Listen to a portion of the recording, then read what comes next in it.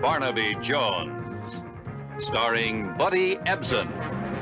Also starring Lee Merriweather, with guest stars Christopher Stone, Joanne Harris, Dick Van Patten, Robert Hogan. Tonight's episode, Odd Man Loses.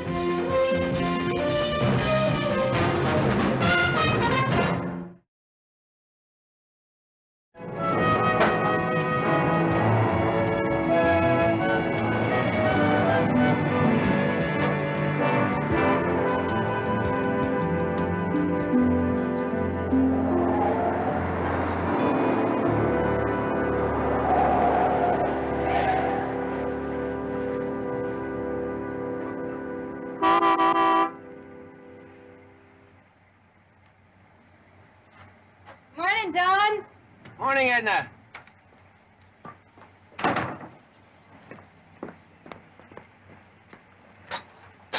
Can't you train the kids to put these things away? Aye, aye, Captain.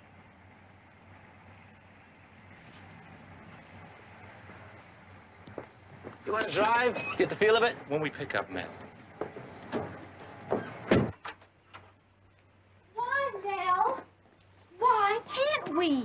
Because we can't afford it, Lorna. Oh, don't you know any other song? Well, you go inside. The neighbors are gonna see you. I don't care. Please, baby. The fellas will be here any second. Oh, go ahead. Save $1 on your dumb carpool, but don't ever spend one on me.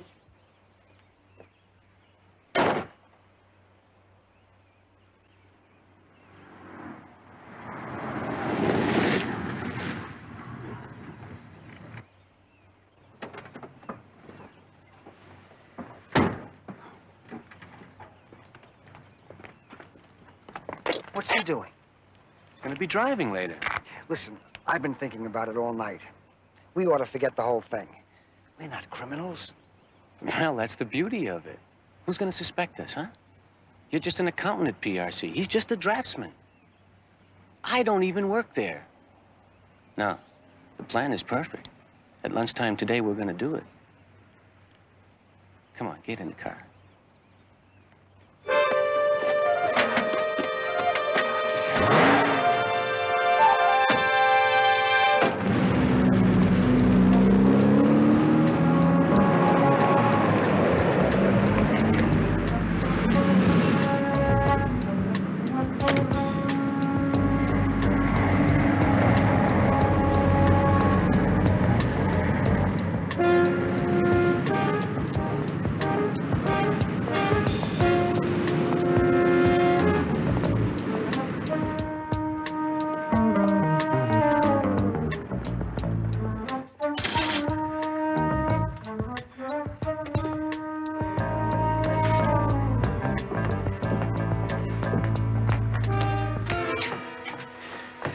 If anyone calls, I'm going out to lunch.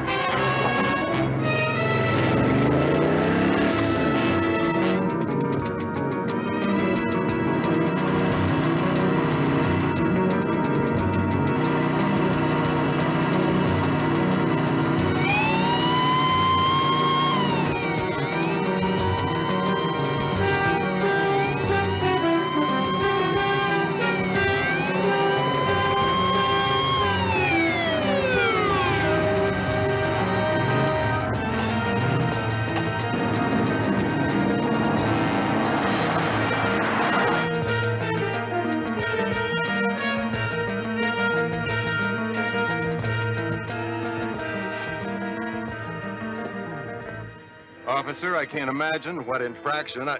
Get out of the car. Come on, move! You're not a policeman. Get over there. Get back. Come on. Back, back. That's right. That's right.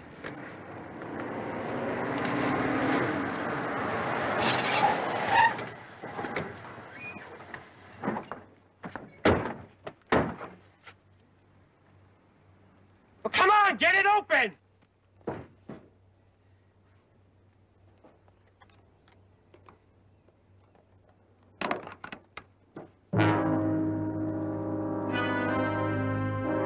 Look out!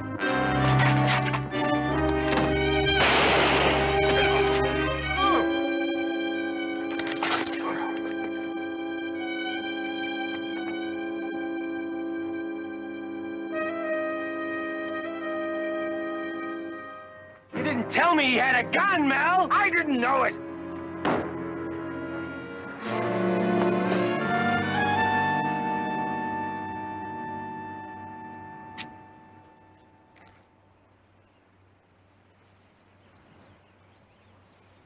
What are you doing? Put your mask on. If he comes to and sees your face, we're... He's dead.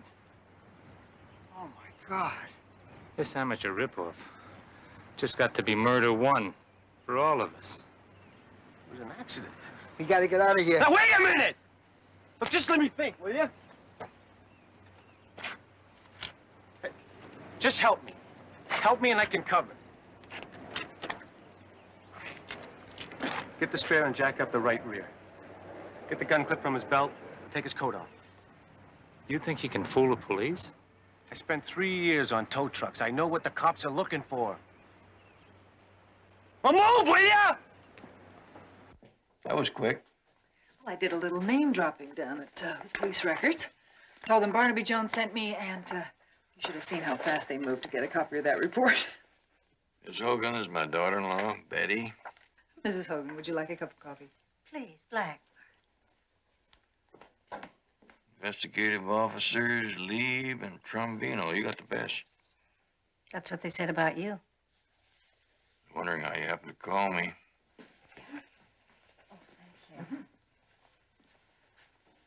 According to this, your husband had crawled under the car to retrieve a lug nut. The jack gave way. Reasonable under the circumstances.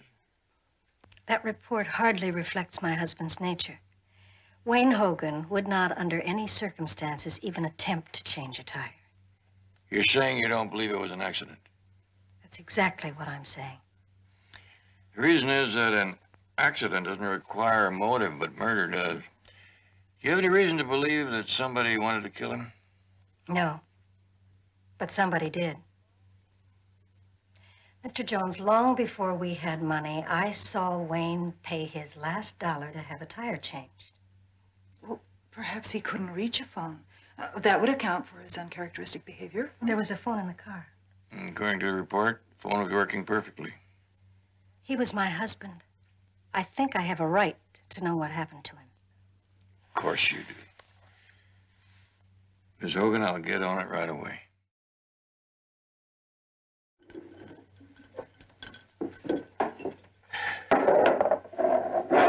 Come on, Steve. It's been nearly a week. Crack a smile, will you? About what? A man being dead? No, about the fact that we just split up $335,000 and had the guts to take it.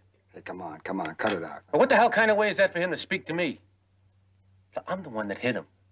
I'm the one that dreams about it at night, not you. Okay. I'm sorry. Just remember, he had a gun, too. That company of yours isn't exactly lily white, either. I mean, that was hot merchandise they were going to buy with that cash. And that's why they can't blow the whistle on us. I'll be glad when they lay me off. They've started cutting back already. I gave my 2 weeks' notice at the tire shop this morning. Yeah? Where you going? I'm going to drift down to Florida, work along the way. Then in about 6 months, I'm going to start showing some prosperity. Then what? Get myself a charter fishing boat and live like a king. What are you going to do, Steve? Ed and his sister has a dry cleaning chain in Denver. We figure we settle there, and well, if it looks good, we buy in. Hold it. Phone is home. fellas. Hey, Laura. Hi, honey. How was the movie? Oh, pretty good. Had that actor in it I liked. The one that reminds me of Don. Hey, Mel, you better watch us. Oh, don't listen to him. He's just a jealous old bachelor. Hey, what happened to the card game? Oh, we started talking. And drinking. Well, why don't you fix me one so I can catch up? And I'll go upstairs and fix some cheese and crackers. Oh, that'll be great, baby. See ya. Uh-huh.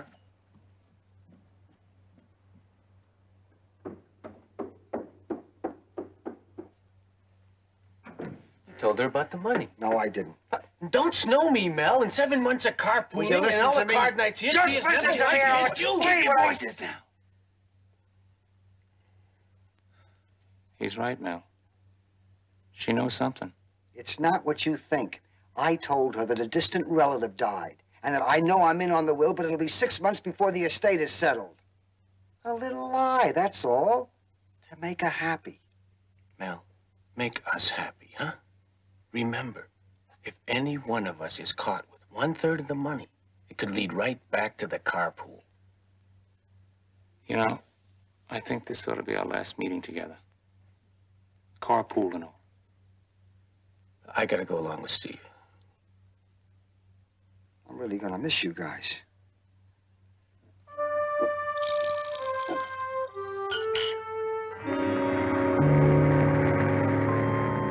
Mr. Jones, I'm Elliot Plum.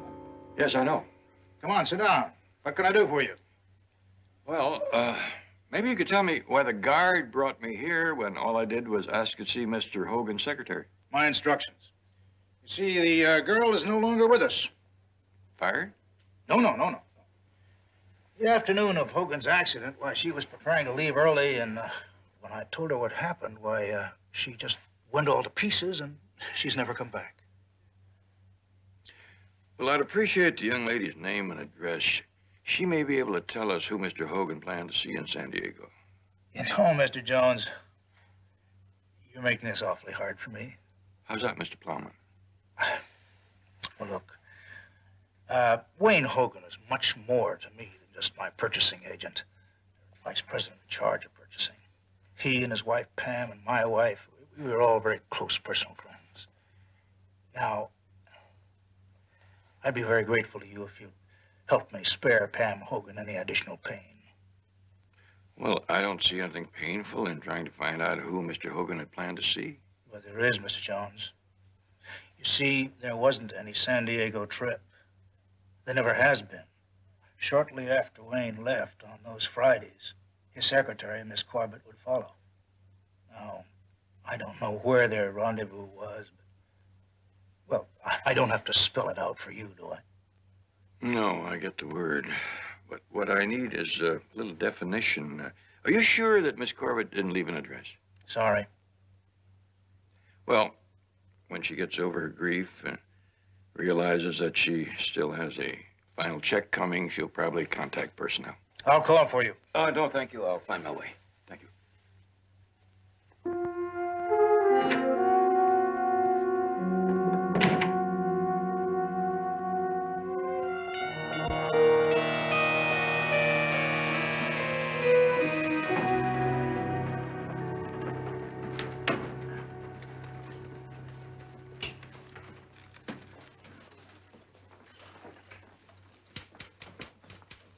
Pearson, I'm Barnaby Jones, private investigator. Someone over there tells me that you worked very closely with Mr. Hogan. I just handle his vending accounts. There's nothing special about that. Well, you are aware that he was on his way to San Diego the day he died? Yes? Any idea who he was going to see down there?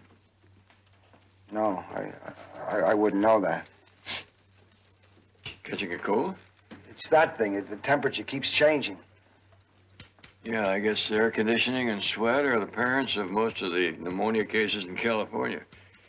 Too bad about Mr. Hogan's secretary. What, Cindy has pneumonia? No, she just sort of dropped out of sight. Personnel doesn't seem to have any way of getting in touch with her. I thought possibly because you worked so closely with Mr. Hogan, he may have given you her phone number. No, not me. Sorry. Well, thank you, and nip that cold in the bud.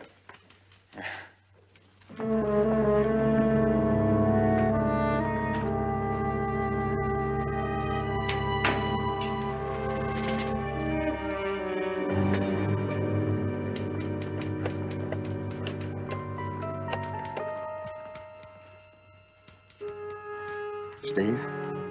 It's Mel. A man was just here to see me about Hogan.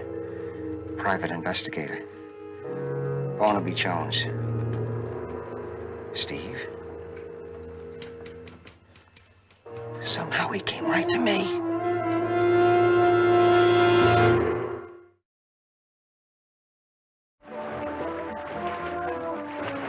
And I was supposed to leave Wednesday night for Hawaii, and these apes deliberately made me miss my plane, yeah.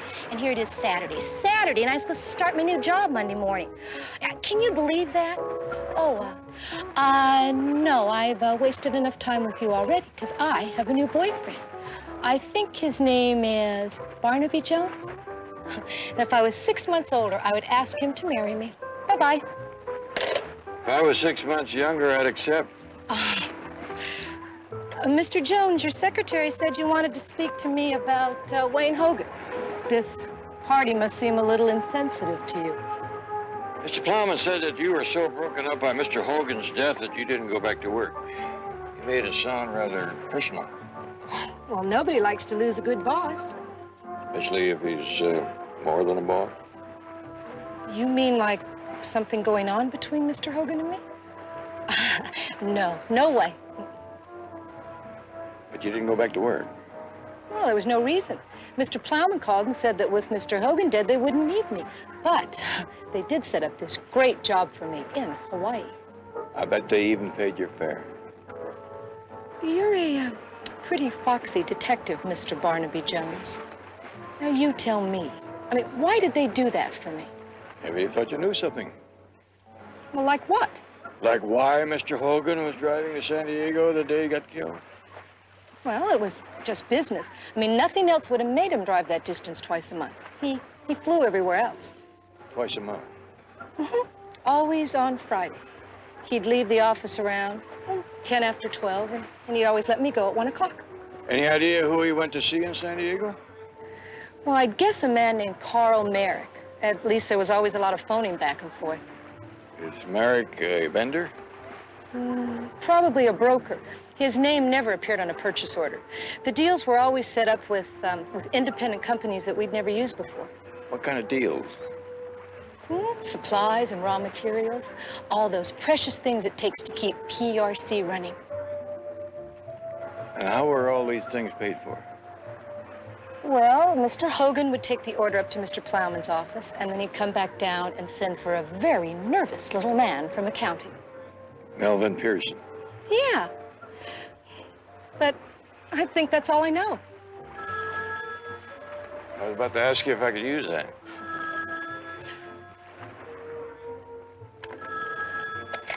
Instant dial tone. Thank you.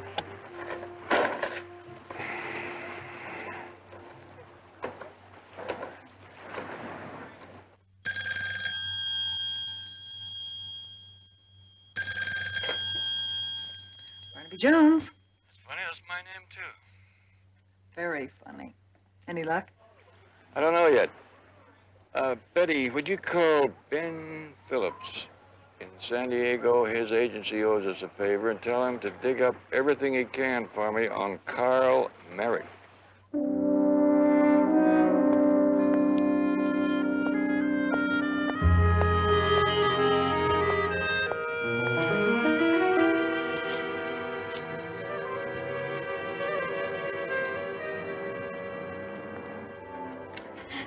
Mel, you're just the best daddy. Oh, everything's so beautiful. Don, now what are you doing here? Hi. Hi. Oh, you just gotta come and see. Mel is buying out the store. The whole store, huh? Look at these. Hey, beautiful. Listen. I'm in Mel Pearson, last of the big-time spenders. You ought to be a gambler. The two best ones in your size. Oh, would you wait just a second? I just want to try them. Hey, I wouldn't think of you. Would I? Mel, hon. Listen, it's not the way it looks. But you called me hysterical yesterday because some Barnaby Jones character's on your tail, and now you pull this? Well, you said it was only natural that he would come to see me where I work. Well, I don't remember telling you to throw your money around like it was confetti. Darn, I had to do this. Lorna was gonna pack a bag and leave me last night. All right, Mel, how are you gonna pay for it? You're Tap City, remember, like Steve and me? I have house taxes set aside. I can refinance the car. I can get a loan at my credit union. I'm not gonna touch the other. Honest. Ta-da! Isn't it fantastic? Have you ever seen such a steal for $225? Well, can I have it? I won't need anything for years. Please. Thank you. Oh, you're just the best husband in the whole wide world.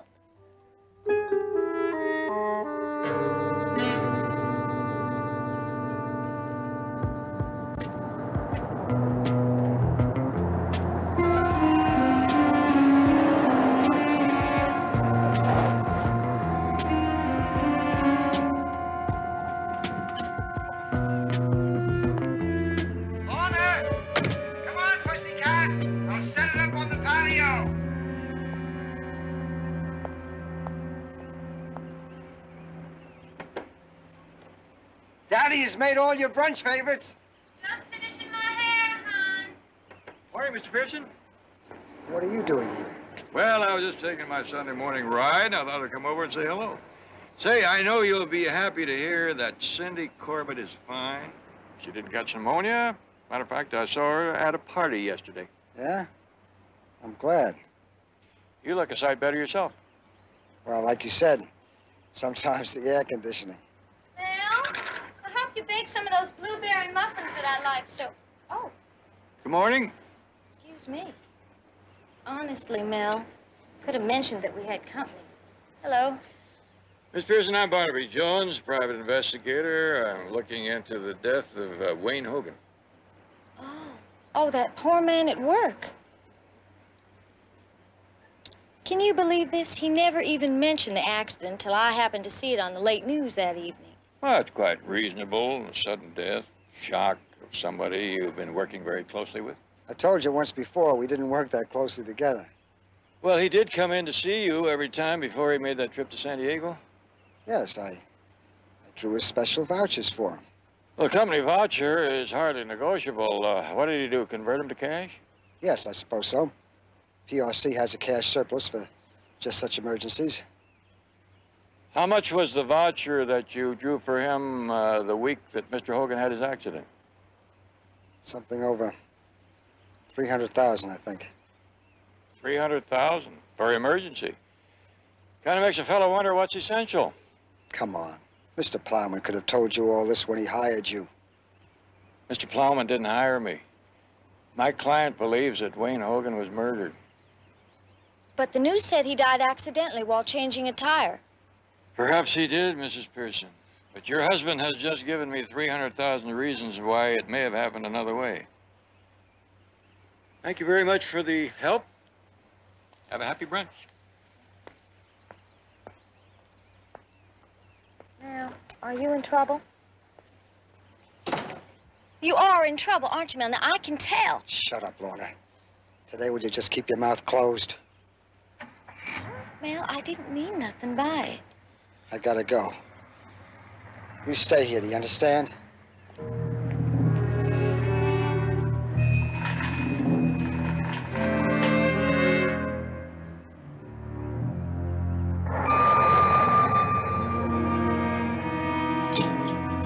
All day I'm driving around looking for you. Dragging me with him. Sue, I had a date at the marina last night and I just got home. Didn't you understand what I said when you called?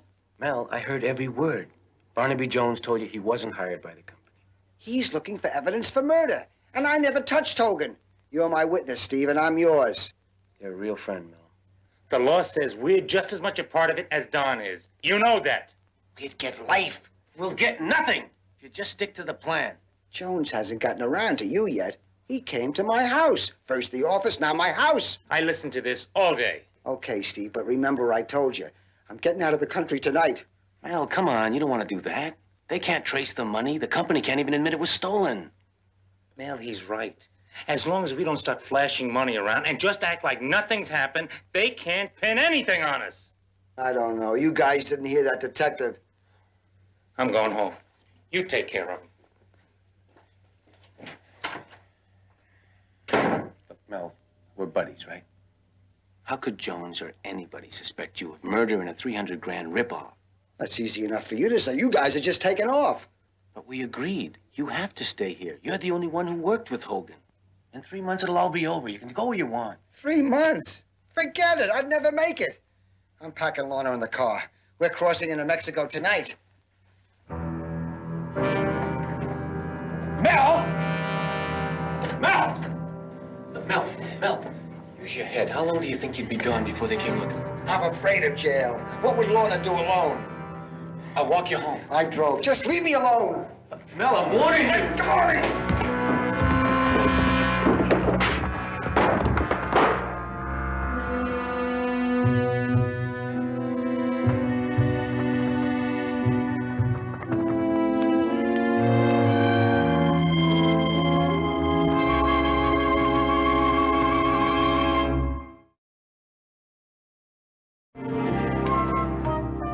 Lieutenant, I may have asked about an attaché case, but I don't remember.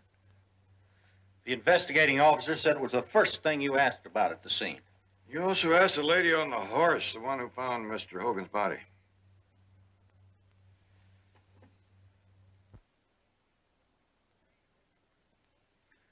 Wayne Hogan was an important executive. It is not inconceivable he might have taken something of value on a business trip. You're right, Counselor, excepting that Mr. Plowman has been trying to convince me that Mr. Hogan was not on a business trip that day. I may be mistaken, but do you know Carl Merrick? I never heard of him. There's a small trucking and warehouse business in San Diego. Gentlemen, since you fail to appreciate his cooperation, I'm advising my client to terminate this interview. The San Diego police have files for a year now on some pretty big rip-offs along the docks. Electrical components and other materials that just happen to coincide rather closely with your inventory pattern, Mr. Plowman.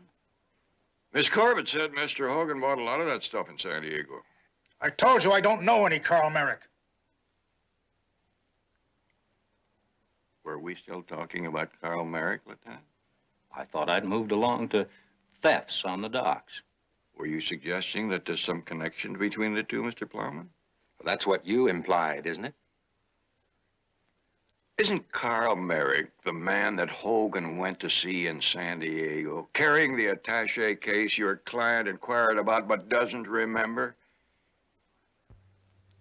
Seems to me my memory would be doing flip-flops, too, if I realized that my vice president was going around carrying $300,000 in cash that wound up missing. Lockridge, you get a court order, get these two out of here, and keep them out. When I come back, it'll be official, and I'll have the court order.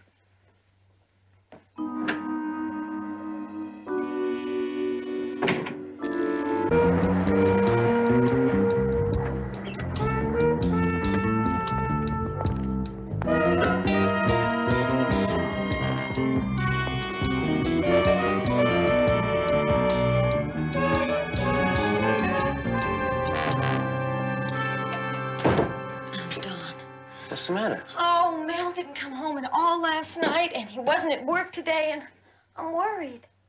Well, Mel and Steve were at my place last night. Steve left about 10, Mel a few minutes later. Yeah, I already talked to Steve. He has not seen him either. That's why I called you. You know, now that I think about it, Mel did say a few weird things last night. Like that he was going to split from Mexico, but I thought he was bombed. Well, that's it. He's gone. He's left me. Are you kidding? Hey, why would Mel or anyone leave you? Don, you don't understand. There was this guy who was killed at PRC.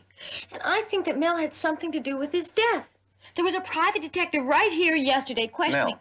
Yes. Don, there was a lot of money involved. No, we're talking about Mel. Yes! Oh, what am I gonna do? I'll just kill myself if I have to go back to waitressing. You won't if I have anything to say about it. So I've got a few bucks put away. I know we joked about it a lot, but I really dig you, Lorna. I always have. I've never cheated on Mel. know that. Why do you think I never said anything before? But a girl like you with Mel, it just didn't make sense. Even Steve said so. I'm afraid to be by myself. Well, you don't have to be afraid anymore. Not while I'm around. Go see who that is, quick.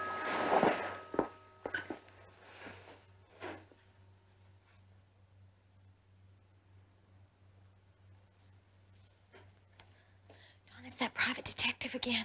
Jones. Yell, you're on the phone. Mary, I'm on the phone! It wouldn't look good if you found me here. I'm gonna go out the side door. What should I say? Tell him Mel left you. I'll talk to you later.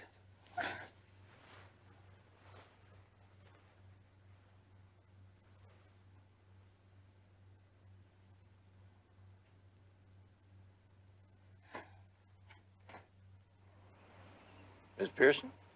Yes, come on in, Mr. Jones. I was hoping your husband would be home. I wanted to talk to him. I have not seen my husband all night, Mr. Jones. Oh, I'm afraid he has left me. Well, I know that he didn't go to work. The guard at the gate said his car didn't go through, but he only drives there twice a week. Yes, he was in a carpool with 2 other men. You happen to know their names?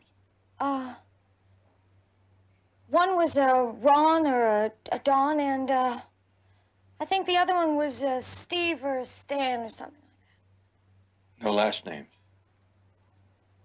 Well, I hardly ever saw them, and then it was just from the door in the morning when they picked him up, so.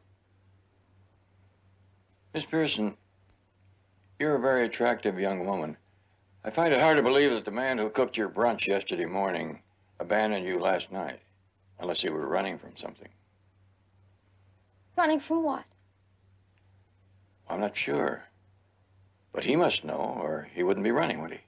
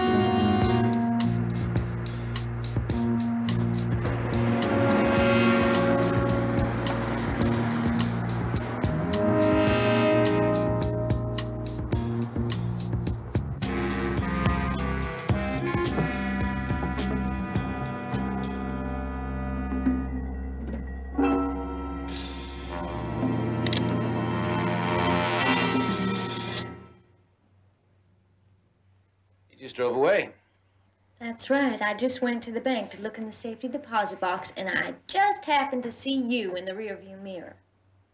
Well, I yelled after you. Don, you can quit lying now. I happen to know that you and Mel were in on it together now, weren't you? Yeah, so was Steve. I thought the less you knew about it, the better off you'd be. Yeah.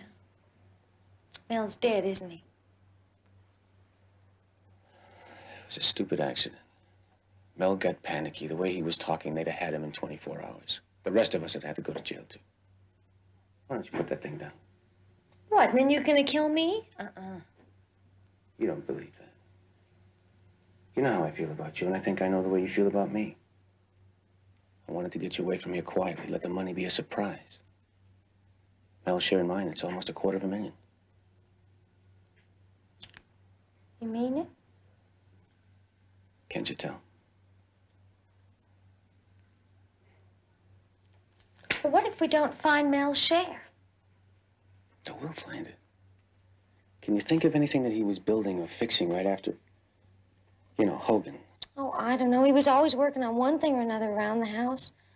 I don't know, Don, it could be anywhere. What if it's not even here? We still have my share. It's out in the trunk of my car. That's what I wanted to hear you say. You believe me now? Why don't we start looking for her? Why don't we look upstairs?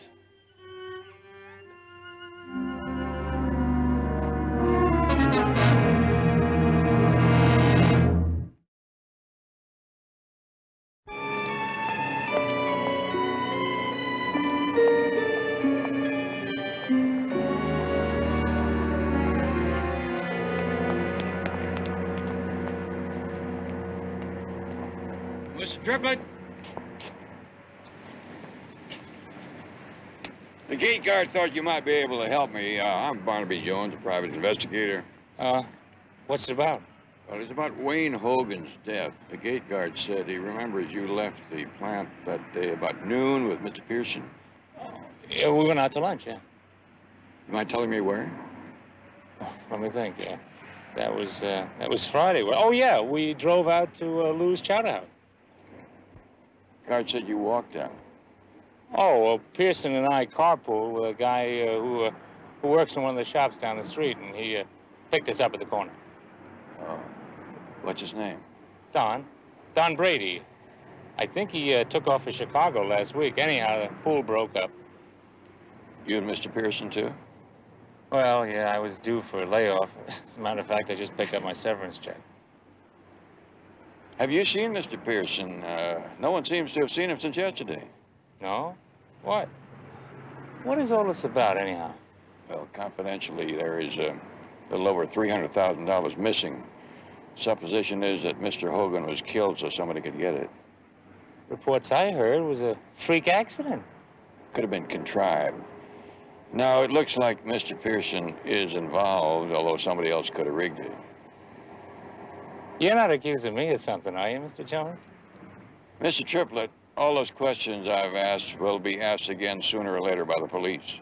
Now, if you go in with answers before the questions are asked, you may come out better. You're not getting my message. I don't have any answers. About Mr. Pearson?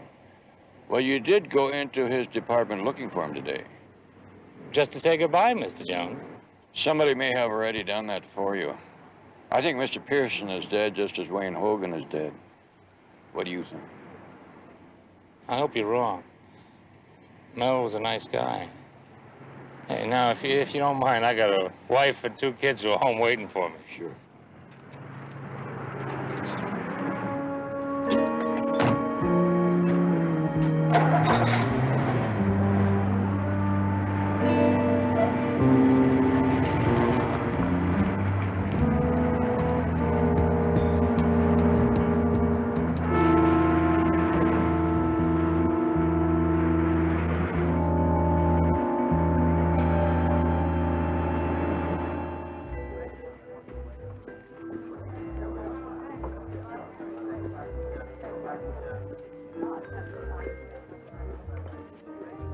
I'm sorry I'm late. But your man Brody wasn't the easiest man to locate. Don't tell me, let me guess. He didn't show up for work. Right. But the owner of the tire shop gave me his address. But hold on. I'm afraid this is going to ruin your lunch. No, this Thousand Isle dressing has already beat you to it. Go ahead. Well, the apartment manager said that Brody checked out this morning. You don't seem disappointed. Just disappointed in the sandwich. Brody's taking off fits in. The way Hogan's accident was staged, I didn't think Pearson could handle it by himself. But with somebody that works in a tire shop. And Don Brody was a member of the same carpool. A carpool which is losing members fast. Where are you going? Triplett has drawn his severance pay. Just maybe he's the last man on the bus out of town.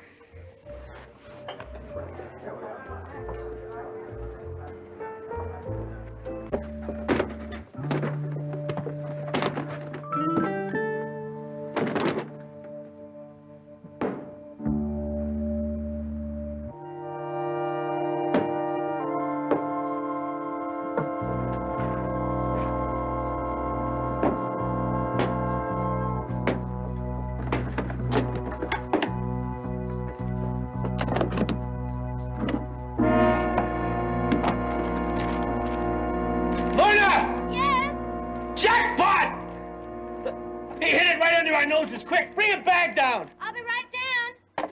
Clever son of a gun, he hit it right under our noses when we were sitting here the other night.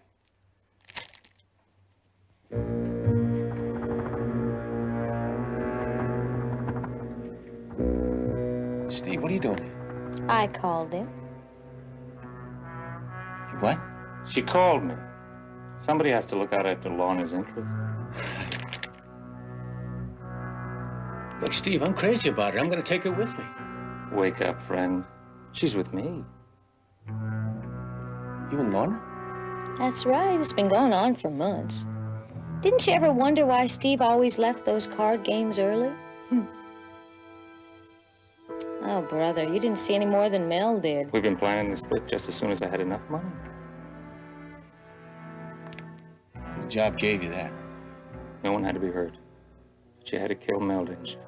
That poor little schnook. Man, it was an accident, I swear it. Lorna, you can't go with him. He's a married man. He's got kids. Listen to Mr. Morality. Come on, move it. Put it in the bag. No hard feelings. Fill it.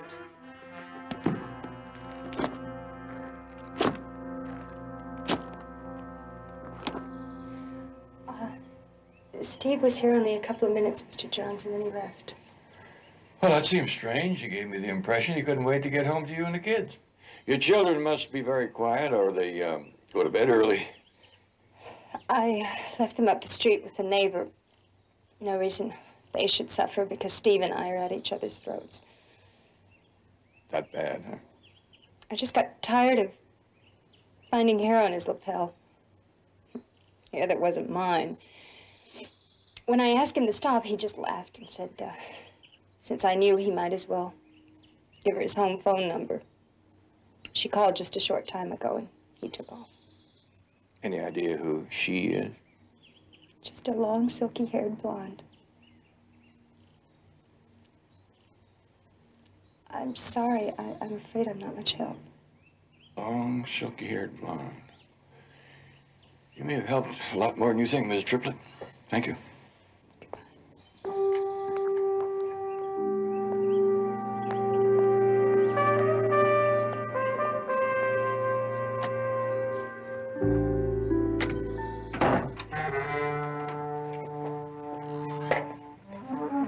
Just keep moving.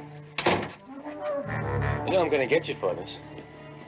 It's not gonna be an accident either. That's why you're coming with us, along with your share of the money. Now, where is it?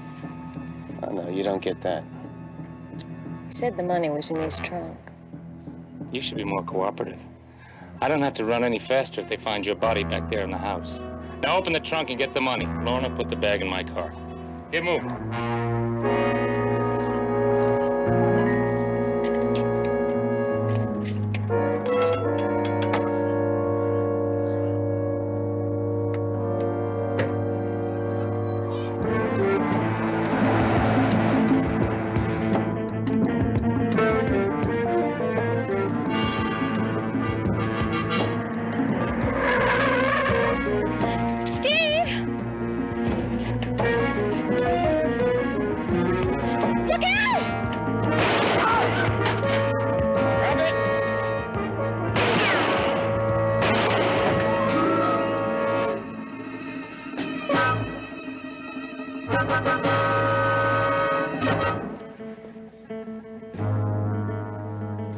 Would you call police emergency for an ambulance?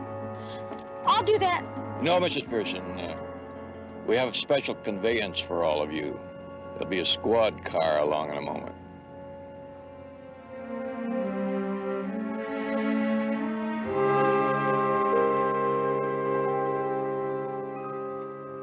Three ordinary men in a carpool. Poor Wayne is responsible for his own death in a way.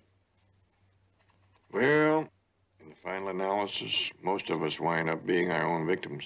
The important thing is, now what happens to Pam Hogan? Well, Wayne left me a large block of PRC stock. And with Elliot Plowman resigning... Say, when they're through with all the criminal charges, the company's going to need some good feminine leadership to restore confidence. Well, I didn't intend to go that far. Why not? Betty's been running my outfit for years. Hasn't hurt my confidence.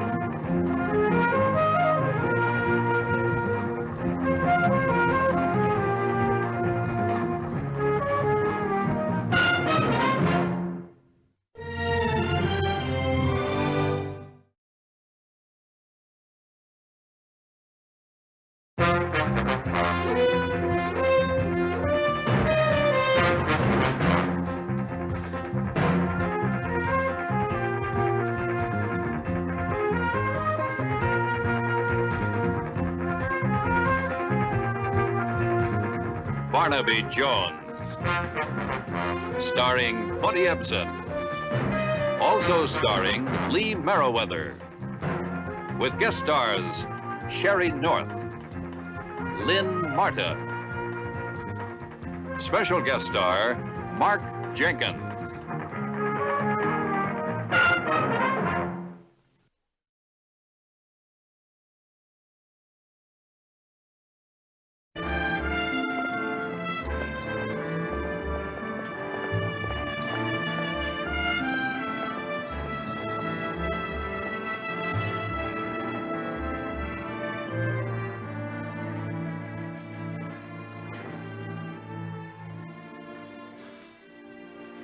$75,000.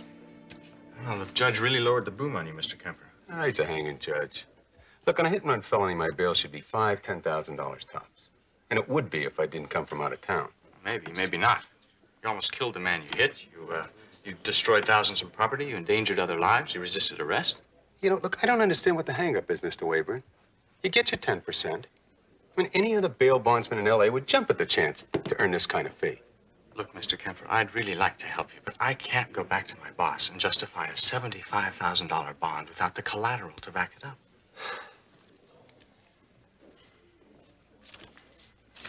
Hey, look. Come on, will you, Wayburn? Come on, give me a break. Look, I'd really like to help you because if I help you, I help myself. But under the circumstances... Hey, tell me something. You married? Get kids? Oh, no way. I'm still in law school. Okay. You work and go to school at the same time. Must be tough. It's not so bad. Nothing a little money would make easier, huh? Get no argument out of me. Hey, wait. Sit down a minute. What's your first name? Jim? Jim Ross. Look, Jim, I got a business on the street that can't wait. And I'm gonna take a chance. And I'm gonna level with you. Now, what if I told you that you could get your hands on enough money to stop working? Enough money to finish law school. And after that, enough to set you up. Maybe even for life. Look, Mr. Kemper, I have another... No, I mean it. And to get you off the hook with the bonding company, what if I also told you I could dig up collateral right away, today, stocks that would more than cover my bail? You interested? Well, if you do have the stocks to cover the bond, what's the problem? Wayburn, either you're gonna play dumb or you're interested. I'm talking about cutting you in something big. How big? The Rockwell heist.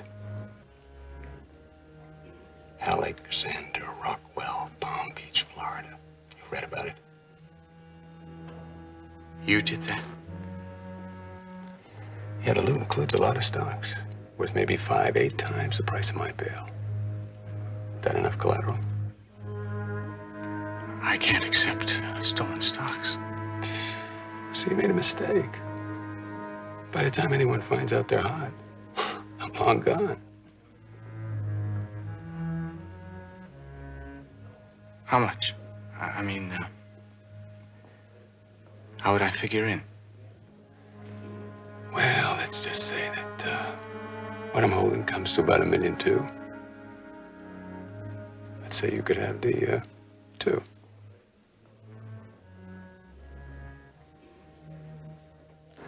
I want to tell you, kid, you handle that release like a real pro.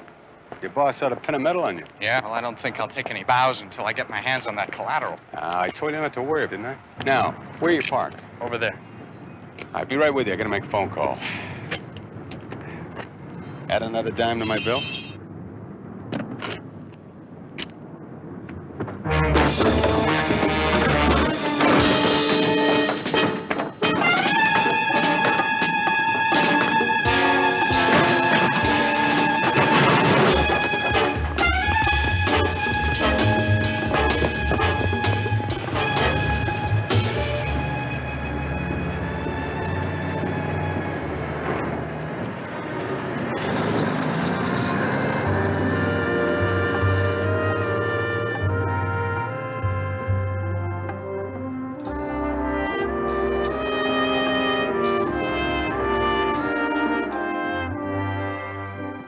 Joe, this is for the rent.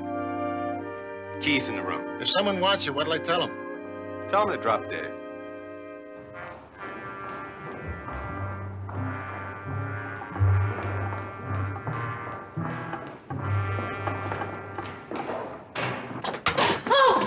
Sorry, didn't mean to frighten you. You finished?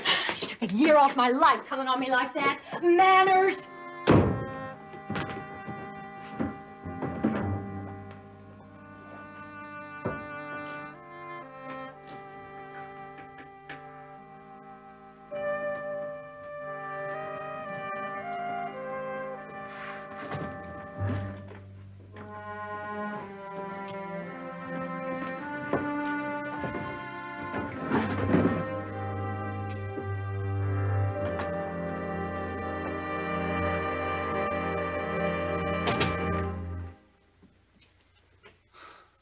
Well, you certainly move fast, kid. What do you think I am? An idiot? Is that what you think? Well, anybody can make a mistake. I guess I made one about you. You think I didn't check you out, find out where you live? Hey, look, now, cool down, kid. Now, that gun can go off. I took a big chance on you, Kemper. I trusted you, and you played me for a dummy. Now, look, just take it easy, kid, huh? Nothing's lost. I still got your share. It's right here. I'll take it myself. Just hand it over. Okay. Okay.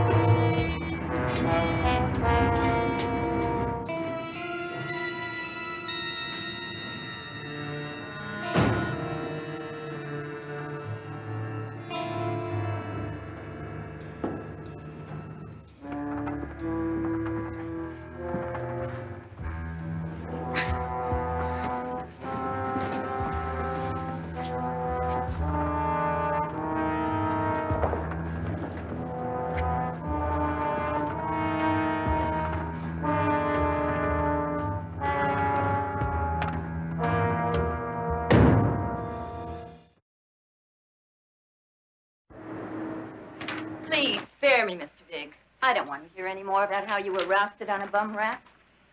Honest, Roxy, it was a bum rap. When a policeman accosts you because you are seated peacefully on a park bench communing with nature, Mr. Biggs, that may be a roust. But when that same policeman finds you drunk on a park bench beating your wife to a pulp, that is a no-no. Go, Mr. Biggs, and sin no more. Well, thanks anyway, Roxy. Bailing me out again. Goodbye. To a pulp? It was a fair fight. Mrs. Biggs used to be a wrestler. Oh, Barnaby. How nice to see you. Tea? Coffee? Oh, I forgot. Milk. Oh, I think I had my quota at the office. Roxy, you're as pretty and spiffy looking as ever. How are you? Wiser. Maybe a little poorer if you don't find Ross Kemper for me. Roxy, I always figured the reason I never got much business from you was because you were too smart a bail bondswoman to be taken by some skip-out. Never would have happened if I'd been minding the store. So you finally took that vacation you've been talking about. No chance. Doctor wanted to make some tests, so he put me in the hospital for a few days. Hospital? You all right? Oh, yeah, I'm fine. It's just that when I was away, Jim Wayburn, that's the young man that works for me, handled the bonding transaction. He took collateral in the form of stock certificates. Turns out they were hot. Didn't he check the certificate serial numbers? I can't blame Jim. He's inexperienced and he's eager to bring in a big commission. I just should have been here, that's all. When did you find out the stock was stolen? Yesterday, when Kemper didn't show for the arraignment, I had the numbers checked. That's when the roof caved in. How much was the bond? $75,000. That's a big one, Roxy. I hope the police find him. If they don't produce Kemper in court within 90 days, I'll have to forfeit the entire amount. That's why I need you, Barnaby. Roxy, I'm sorry I'm late again. I was up studying for my test pretty late last night, and I guess I overslept. Mm-hmm. And I'll bet you didn't even take time to have lunch. Lunch? I'm still trying to find time for breakfast. Oh, excuse me. Barnaby, this is the future Clarence Darrow. Jim Wayburn, Barnaby Jones. Hi, Jim. Nice to meet you. Same here, Mr. Jones. I'm sorry about this mess I've made. I already told the police everything I know, and if there's anything else I can do, just let me know, please. Well, when it comes to asking for help, you'll always find me at the head of the line. He's been moping about this ever since Kemper skipped town yesterday. And I don't want it to affect your studies. Understand? It was an honest mistake. Now get out of here and take time for lunch. And don't forget a ham on rye for me, okay? Roxy, I'm gonna make this up to you. If Mr. Jones doesn't... Well, things don't turn out right, I'll pay you back every cent. If it takes the rest of my life. It's a life that's going to end in about 2 seconds if you don't get out of here and put some meat on your bones. Now go. Goodbye.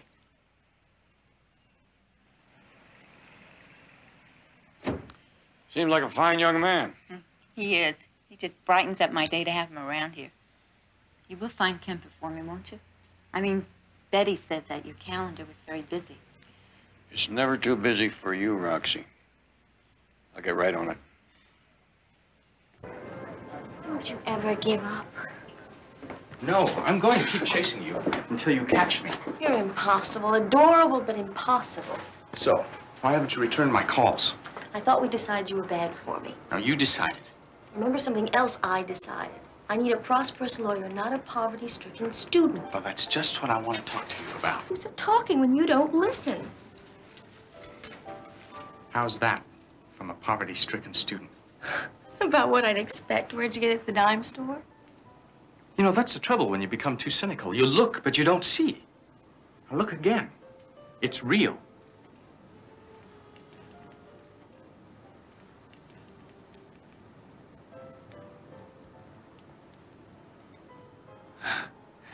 It is real, isn't it?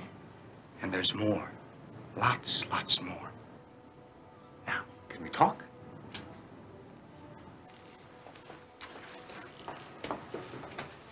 Vicky, fill in for me for a few minutes, will you?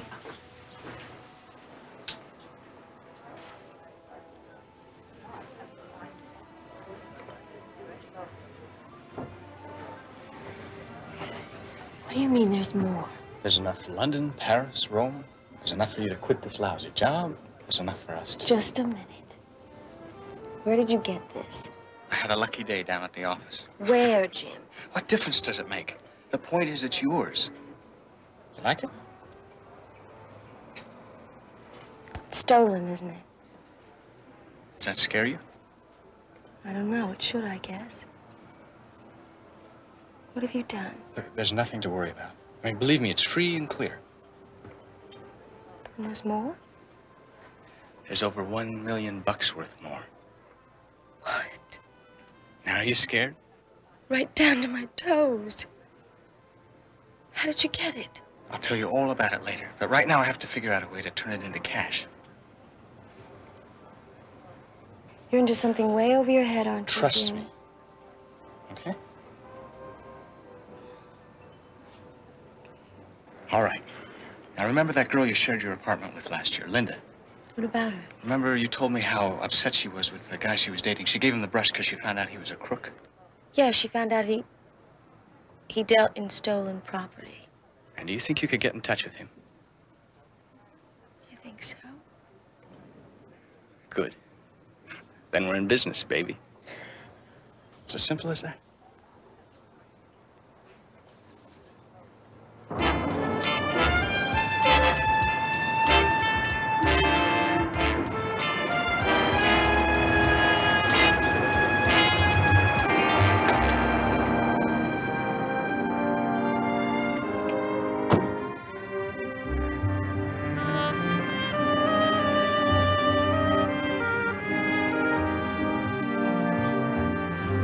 Well, welcome to the hunt, Barnaby. Roxy tell you I'm on the case? No, but I figured if Roxy got in trouble, you'd be the first she'd turn to. Any trace of Kemper? Not yet. Carter, the manager, said he left here about 1 p.m. yesterday carrying a valise. Didn't say where he was going. You can see it all in the report. City give your department a bigger budget last year? Bigger budget? You lacing your milk with something these days? Well, how come the expenditure of all these man-hours on a common, ordinary hit-and-run fugitive? The stakes went up. Palm Beach police sent this on a little while ago.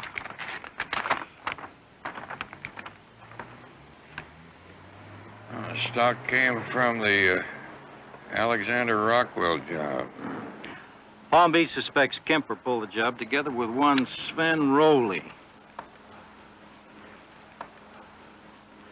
Now, their grapevine has it that Kemper double-crossed Rowley and then took off with the whole boodle. That would explain why Kemper was in such a hurry to get bailed out. It's too bad we didn't get that make-back sooner. We kept a tighter lock on Kemper.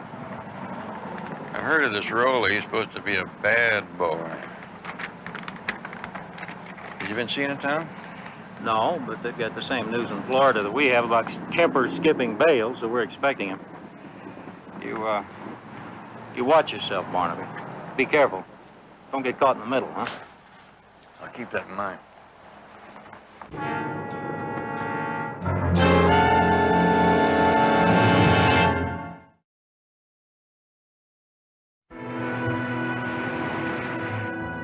A spray of sparkling, genuine imitation diamonds. Look at it. A sparkling dream. The kind of stuff that maybe Napoleon gave to his broad, Josephine. Josephine, right. Or Caesar gave to Cleopatra. Or Clyde gave to Bonnie.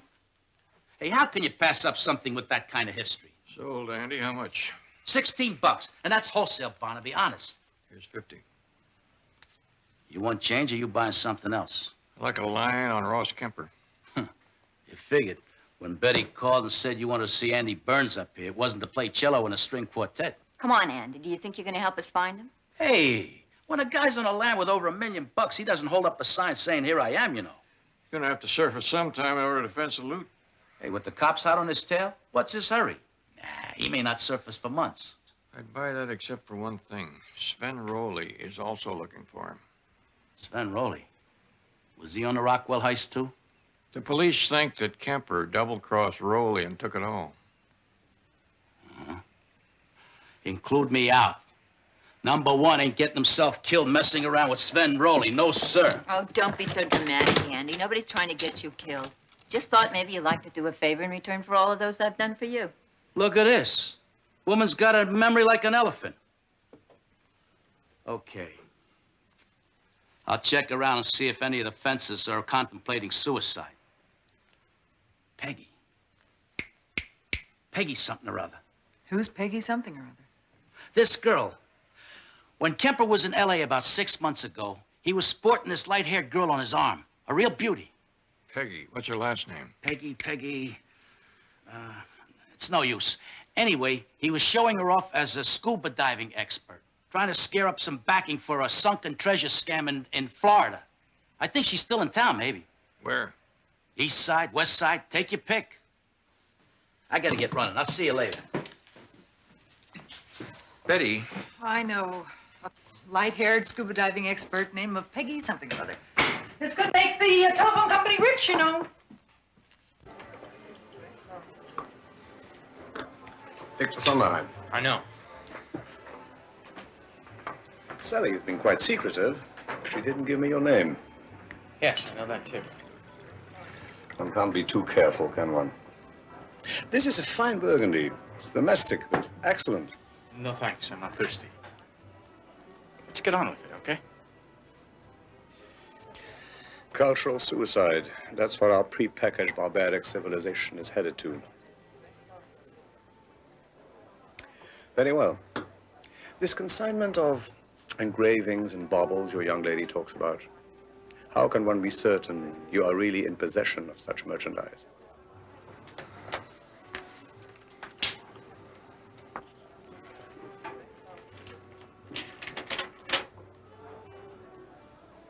All you have to do is check the number. I will. Still, business being business, I will have to see all the merchandise before I commit to a deal. A percentage deal, of course. What kind of percentage? Oh, 20, perhaps as much as 25%. You gotta be putting me on. But consider the difficulties involved. These engravings are tainted and require special arrangements for their disposal. The baubles present a completely different set of problems, cutting and resetting stones. Oh, come. $250,000 to $300,000. Still a sizable amount of money, isn't it? When? It's got to be right away. Raising that amount of cash is not easy, but manageable. This is my place of business.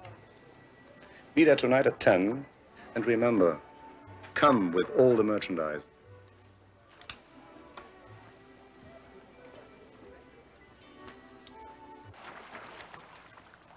All right, Virginia. Turn around, take a deep breath, and fall into the water backwards. Peggy Gibson? I'm busy right now. Just let yourself go. Don't push off. I'm a private investigator, Barnaby Jones. You mind if I ask you a few questions about Ross Kemper? Yes, I do mind. It's kind of important. I told you I'm busy. Did Ross Kemper do that to you? No. Some gorilla looking for him, just like you, who couldn't take get lost for an answer. So if you think you can do a better job on me, then go right ahead. But you better take your best shot, mister, because you just get one. Whoop, hold it. The only time I ever struck a woman, she was 3.5 years old and had a penny stuck in her throat. I'm sorry. But after that big ape bounced me around my apartment, I've been a nervous wreck. Who did it? He didn't leave a calling card. Just said Ross would know. You look like that? That's him, all right. Sven Rowley. Has something happened to Ross? You have any special reason to believe something may have?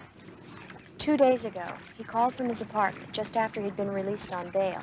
And he said he needed a place to stay for a while, so I told him to come over. But he never showed up.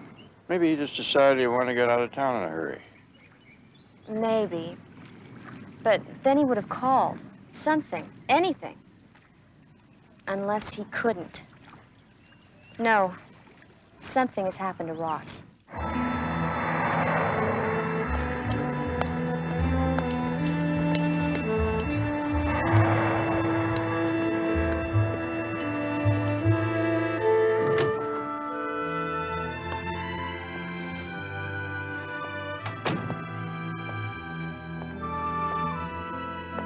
Whom do you expect to find?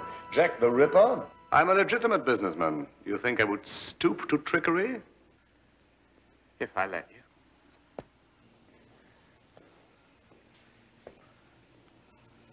Well, where's the merchandise? I warned you there'd be no bargaining until you show good faith. You show me some good faith first.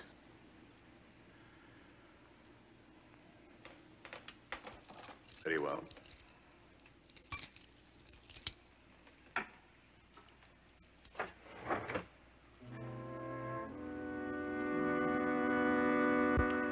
Here you are.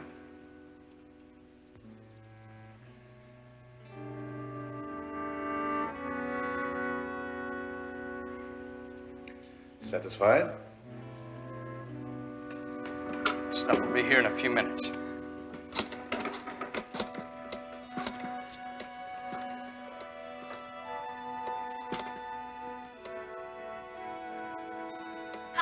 It's okay.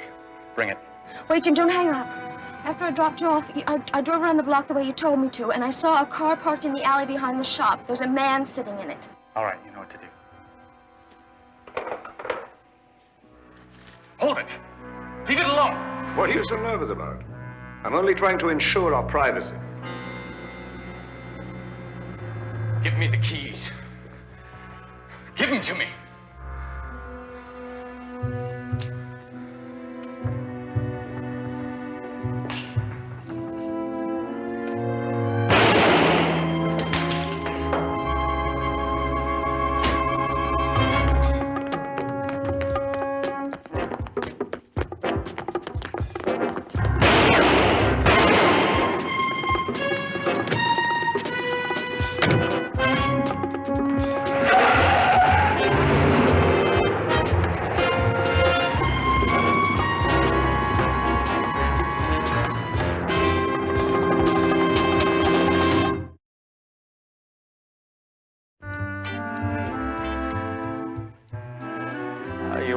stop by when you see a squad car? I got a call from an informant. He tipped me that Sonderheim may be the only man in town big enough to handle the Rockwell loot. That's a pretty good tip. We found some of the loot on his body. What's the bottom line on this? I'm still trying to work out a few puzzlements. Like? Like the .32 caliber slug that killed Sonderheim went clear through his body. Killer must have been standing close. Right. Now, these slugs, .38 caliber, were dug out of the casings near the door there at the front of the shop. Could have been somebody who took a few shots at the killer as he left. Sonderheim? That's one of the puzzlements. See, Sonderheim's gun wasn't fired. Now, that adds up to 3 guns. One of them could have been Spenaroli. Could have been. If he's in town. He's in town. He worked over Kemper's lady friend yesterday. Ah. All right, that just might explain how those bullets got in the casing, but take a look at this.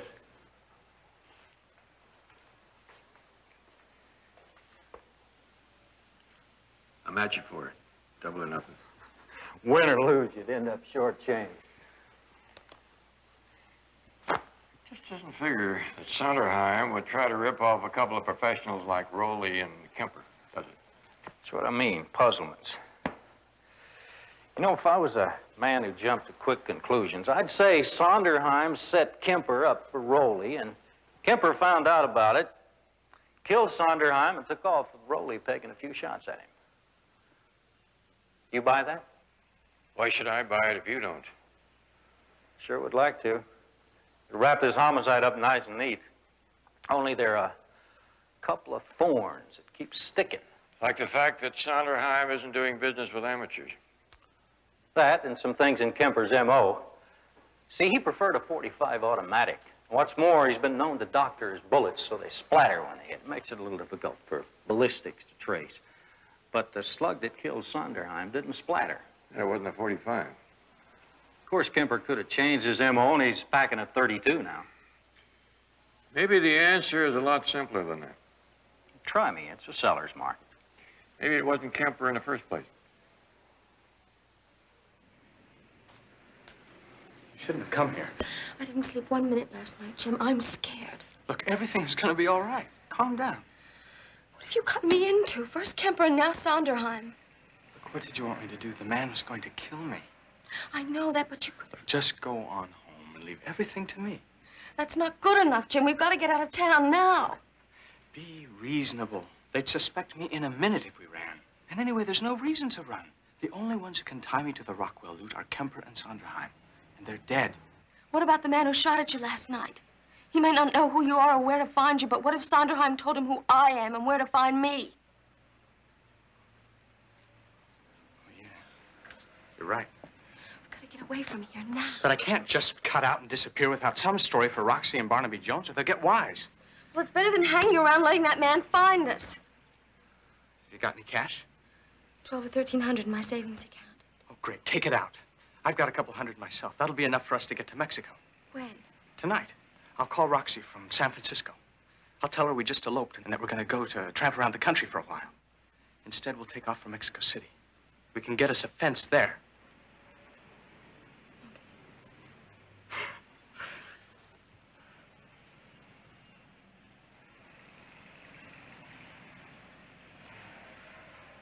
Here are the keys to my apartment. You can stay there now. Whatever you do, don't go back to work and don't go back to your own apartment. What about my things? We'll get you all new things. Go on, I'll call you later.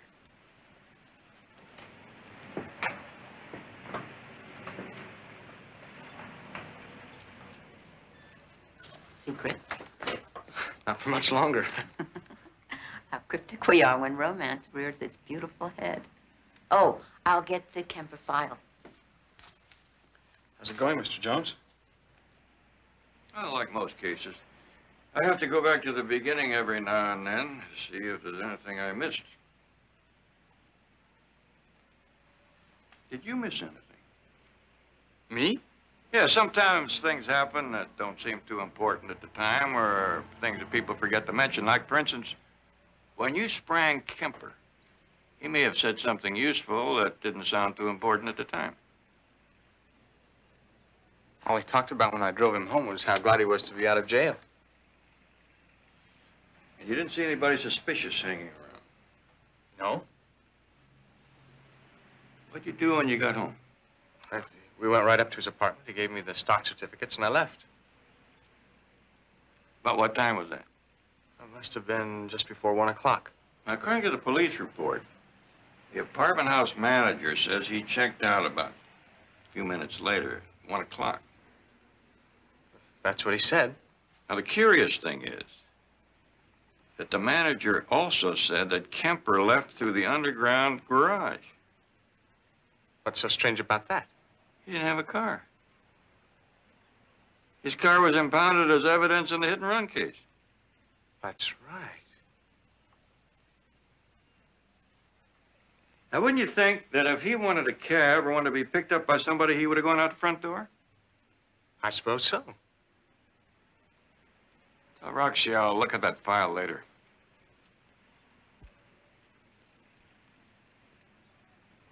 Yeah, that's right, Mr. Jones. I didn't see Mr. Kemper when he came home after they let him out on bail.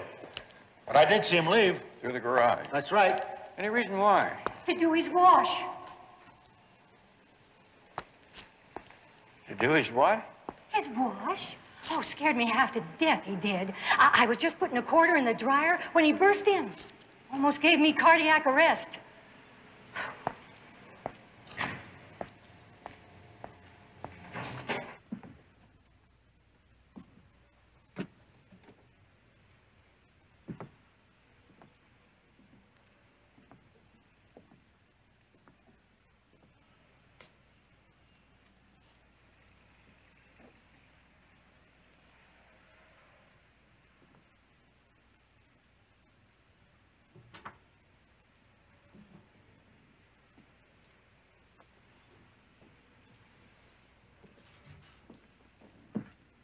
I can't imagine why he'd stop to do his laundry. Kemper was all checked out. He was carrying a valise.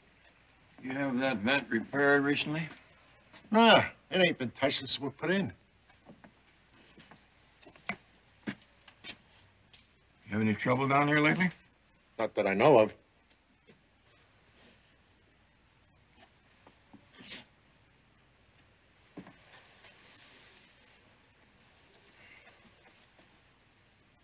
No shootings, hold-ups? No. That Mr. Kemper was a menace, he was. Glad to be rid of him. Oh, stop crabbing so much, Mrs. Loomis. Well, just telling it like it is, Mr. Carter. All right, so he scared you a little. Well, that wasn't all for one day. He knocked me down when he came home. Running through the hall that way, a menace. Kemper was running? I was just coming out of my apartment with my wash, heading for the basement, and there he comes. Bang, right into me. Not so much as a beg your pardon, and up he flies. Doesn't even wait for the elevator. The young man with him, was he running too? What young man? He was alone. Are you sure Kemper was alone when he came home? There was no young man about 24 with curly hair? No, wasn't a soul with him.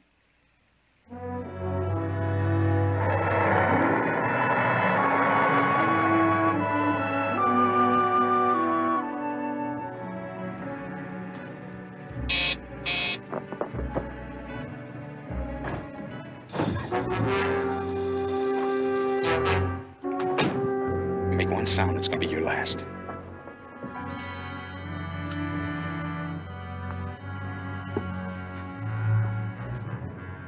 Where is he?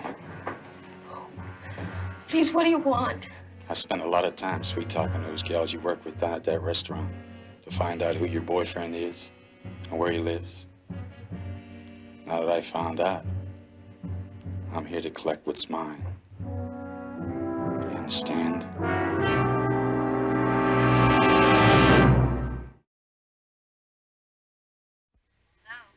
Hello, Roxy? Barnaby, where did you rush off to? I had to check on something. Is Jim there? No, he had to go home and get some law school notes. Do you have an address on him? Sure, it's 2239 Westlake Parkway. What's this about, Barnaby? I'm not sure yet. Roxy, does Jim own a gun? I should think not. If we run into any problems, there's my .32 revolver I keep in the desk. Would you take a look and see if the gun is there now? Hold on.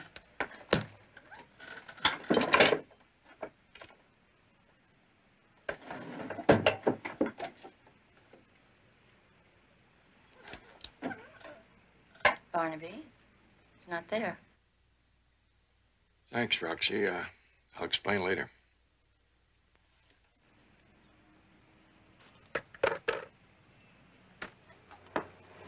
Oh, hi. Now, don't get mad at me, but I didn't get home. I ran into a lawyer friend of mine, and he had a client who needed bail, so I thought I'd come back and get the paperwork started. You had a couple of calls while you were out. Who?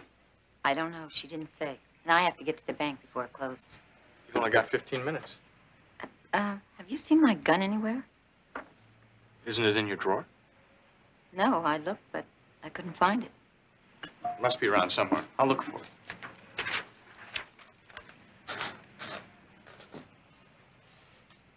One of the calls was from Barnaby. Why would he want to know whether or not you owned a gun? How should I know? You're not in any kind of trouble, are you? Me? No. Everything's cool. Bank's gonna close on you. Right. Bye. See you later.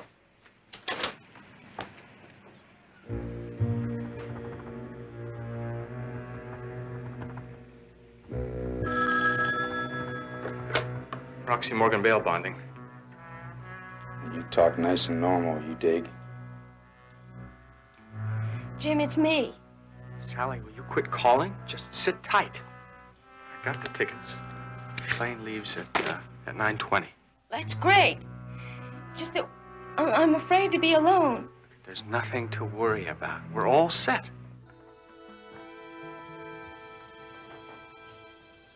Jim, I have to see you. Can you come over now? I don't want to be alone, that's all. If you don't come over, I'm going to leave. All right. Roxy will be back in a few minutes, and I'll come over then.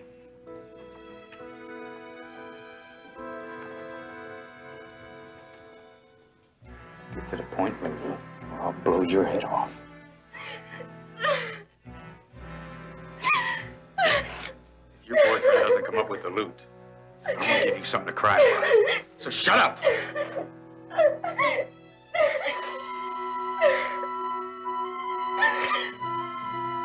Hold it.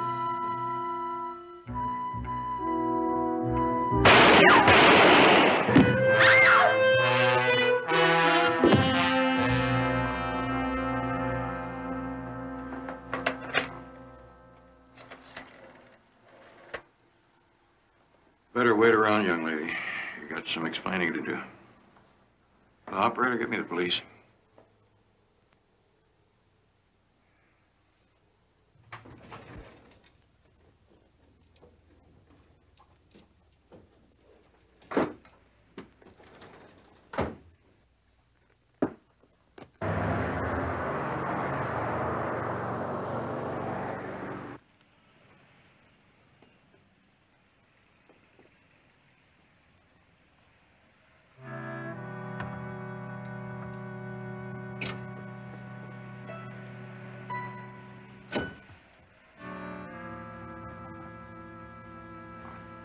No, Jim. Not you.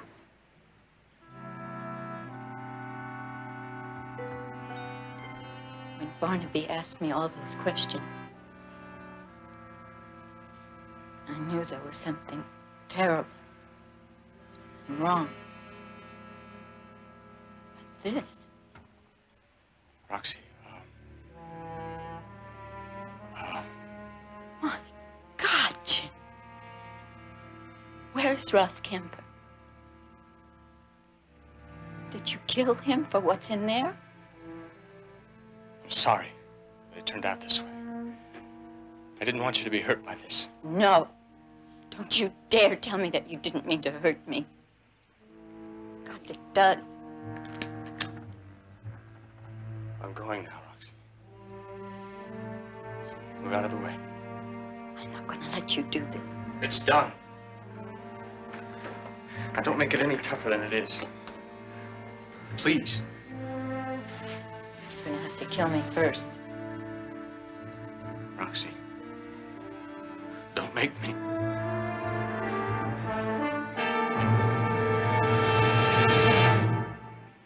Stay where you are, Jones. Easy, Jim. Nobody's crowding you. That's right. It's all over, boy. Gun down, Jim. Don't move, or I'll shoot.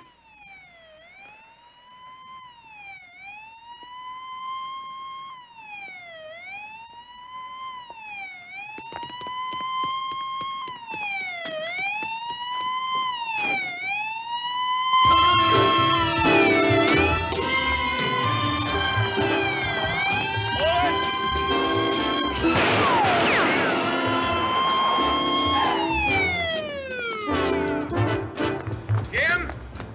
I'm a pretty good shot.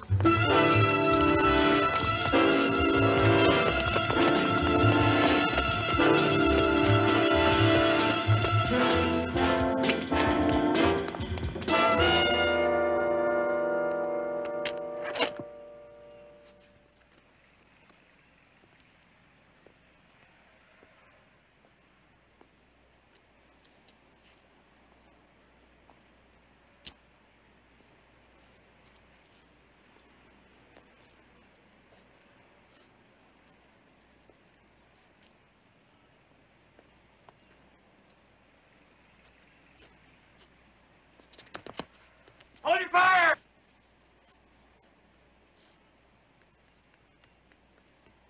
Jim? Jim? Rox! Don't kill him. Please, don't kill him. Jim? Throw your gun out. Come out with your hands up. Give it up, son. You're in a lot of trouble. Maybe we can help you. We'll try, but not if you force this. Think, Jim. Think! You want it to end like this?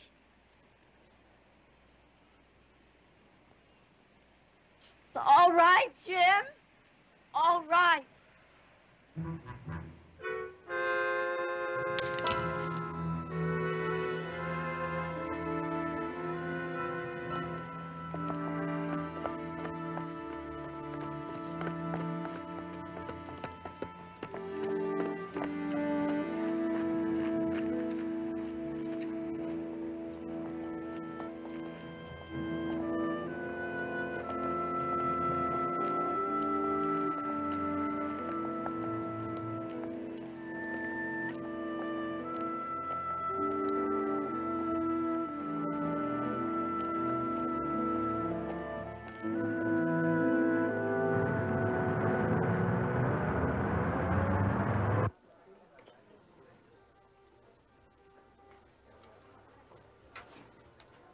Judge Barrow just signed this.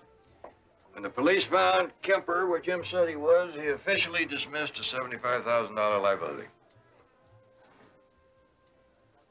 Thank you, Barnaby.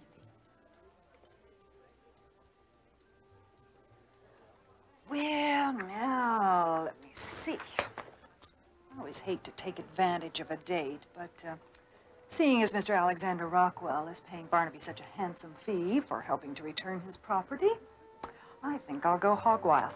How about you, Roxy? Shall we start off with shrimp cocktail or escargot? Oh, anything. Roxy, I had a talk with Jim's lawyer. They're going to plead guilty, but they have a very strong argument that Jim only killed in self-defense. Now, I have a hunch that he's going to get out with a decent part of his life still ahead of him. I'd like that. Well, you ought to perk up because my hunches are usually right. What's bothering you, Roxy? Those tests you took at the hospital? I'm sorry. No, the report came back this morning and the tests were all negative. Oh, Roxy, I'm so happy for you. Well, I think that calls for a toast to Roxy Morgan. May she do business at the same stand for a while longer. A heck of a while longer.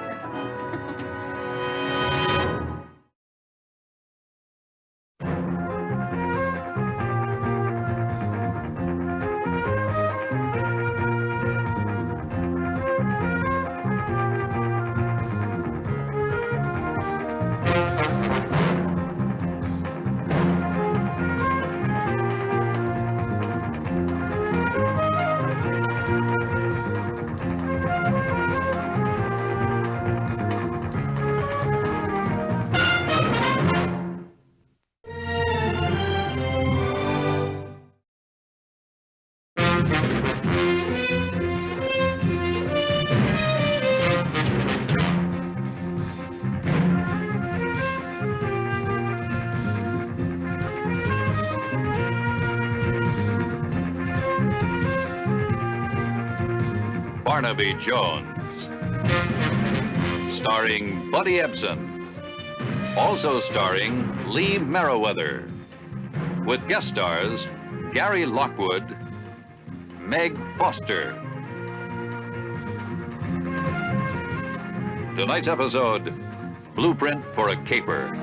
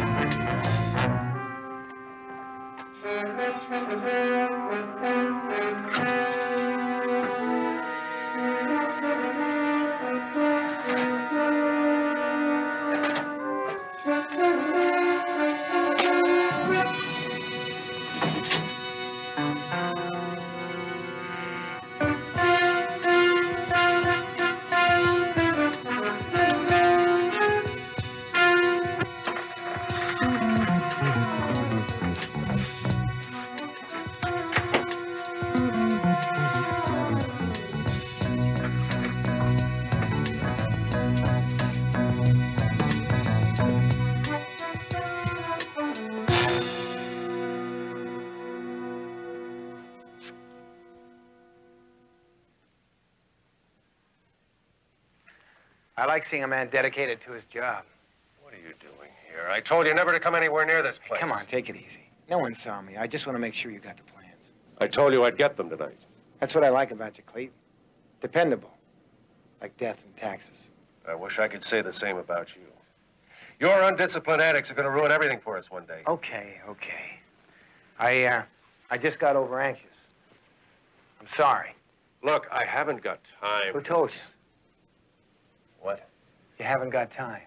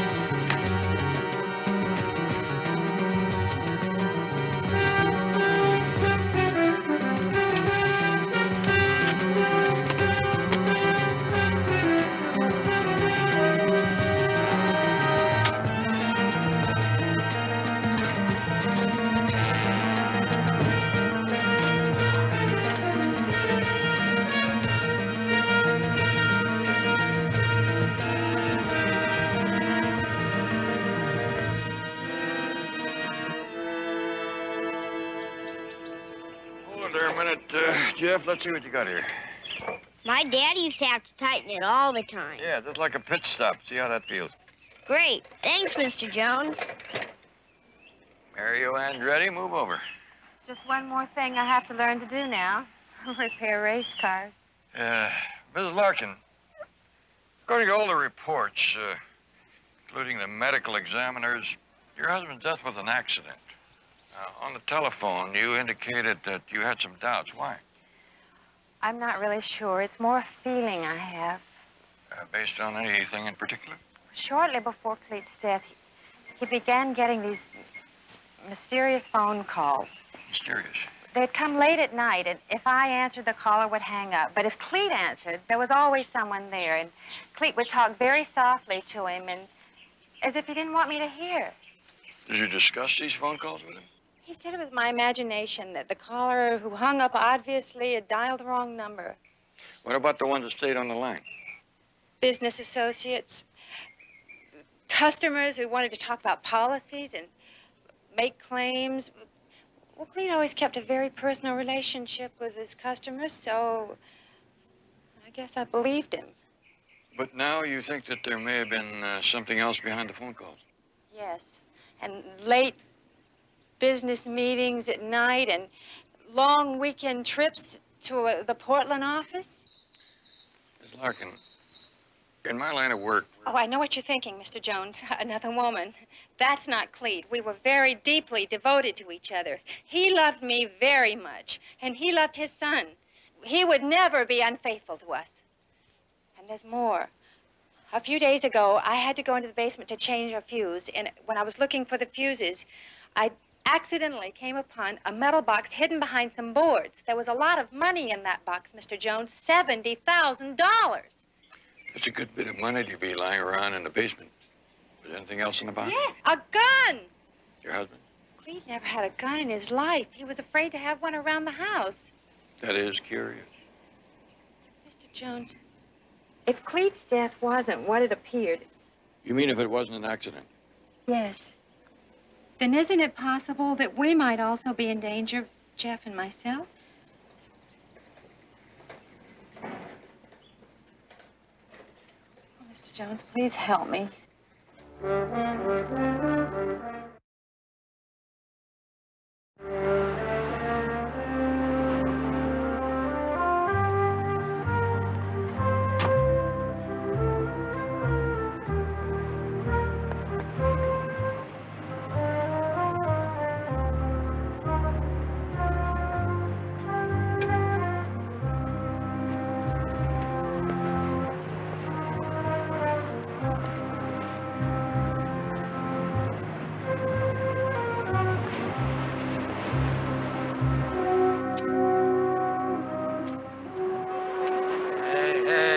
Hey.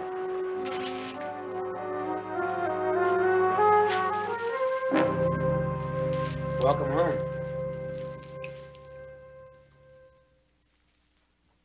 I missed you, Gina. I was gonna, call you later. Where you been? Well, after, Cleet's death, I figured the next job was off, so I just started drifting. Mm-hmm. Drifting where? I drove up the coast. I went up to, Big Sur, Carmel, Monterey. Yeah, it must have been nice this time of year. Should have told me you were going. Maybe I could have gone with you. Oh, Cam, I wanted to be alone. Oh, I can understand that. I know you were all upset about Cleet's death. We were all upset. You know what I did?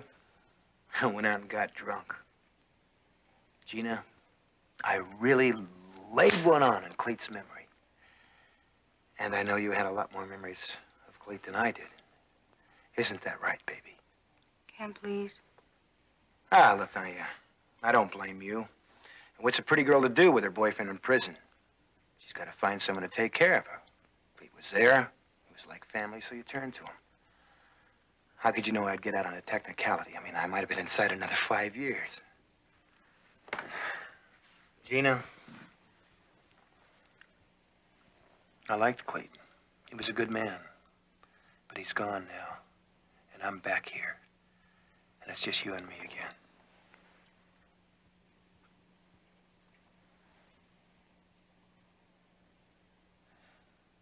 You know what you're going to do? You're going to pack your things. You're going to move in with me. Cam. I'm not asking you. I'm telling you, lady.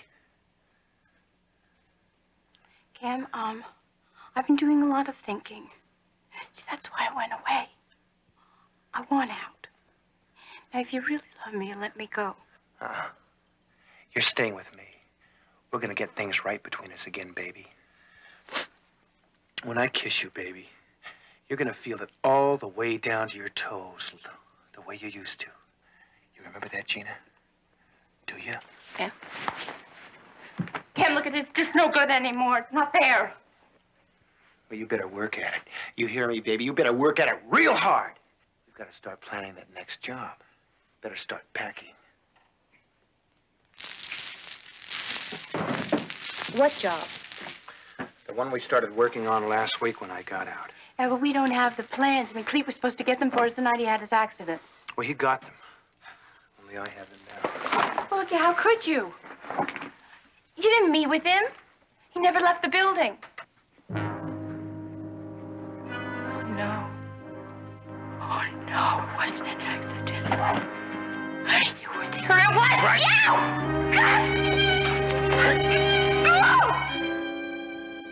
You want to know why, baby? Because he wanted to take you away from me. And no one does that, Gina. No one. Charles Eldridge? Well, how are you? It's been a long time. Well, it's probably been a longer time for me than for you. I don't think we ever met. Oh. Well, that's funny. You look exactly like, well, it doesn't matter. Now, what can I do for you, Mr. Jones, Barnaby Jones. Could I talk to you privately? Well, I have nothing to hide from these lovely young ladies. They know my bark is worse than my bite, right? Well, bloodhounds are my line. I'm a private investigator. Oh. Listen, I'll only be a few minutes. I'll be right back.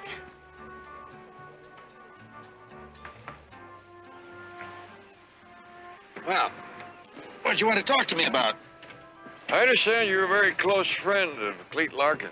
That's right. We worked together almost 10 years. Could you answer some questions for me? What sort of questions? Well, Larkin's wife told me that just about the time of his death, he'd been spending quite a bit of time in the Portland office. You know anything about that? No, I wouldn't know anything about that. You see, we handle different accounts. Well, having worked for California Meridian myself, I know there is no Portland office. It's just something that the founder of the firm invented when he wanted to get away from his wife for a while. And like anything that serves a practical purpose, it outlived its inventor. Look, Mr. Jones, Clete Larkin loved his wife and son. Now, all right, maybe he strayed a little bit now and then, but he was very discreet about it. He's dead. Why don't we just let his personal life rest with him? I'd like to, but locked up somewhere in his personal life may be the key to why he died. If he loved his wife and child, as you say, I'm sure he wouldn't want any harm to come to him. Harm? Yes. Larkin's death may not have been an accident, and if that's true, then his family might be in danger. You may be able to help. What do you want to know? Was Larkin straying with anyone at the time of his death? Well, there was a certain young lady, I believe. I never saw her, but I heard Clete talk to her on the phone a few times on his private line. You can usually tell when it isn't business. You happen to recall her name? Gina. That's all he ever called her. You know where they went? Restaurants, clubs, places like that? I told you he was very discreet, Mr. Jones. I have no idea where they went. Wait. There was something that might be of help, though. What's that? Well, Clete was a romantic. He used to send her flowers all the time. From any particular flower shop? Yes. Aphrodite's. It's a few blocks from the office. Thanks. Well, you're late. Well, it took me a little longer to find the right kind of truck I needed. What were you looking for? Inside some bar? Now, wait a minute. I swear to you, I didn't even take one drink, honest. What were you doing with it? Using it for aftershave lotion? I can smell it all over you. All right, so here to drink. What's the big deal? I'll tell you what's a big deal. I'm not going to blow the biggest job we've ever pulled. We make one mistake when we've had it, understand? I'm running things around here again, so it's going to be my way. You got it? We did pretty good without you, Cam. What does that mean? I said, what does that mean? I mean, we didn't exactly starve to death while you were inside. I'm going to let you in on a little secret, Starrett. I'm not inside anymore. I'm out. And as long as I am, I'll decide the way things are going to be around here. Now, you got any complaints about that?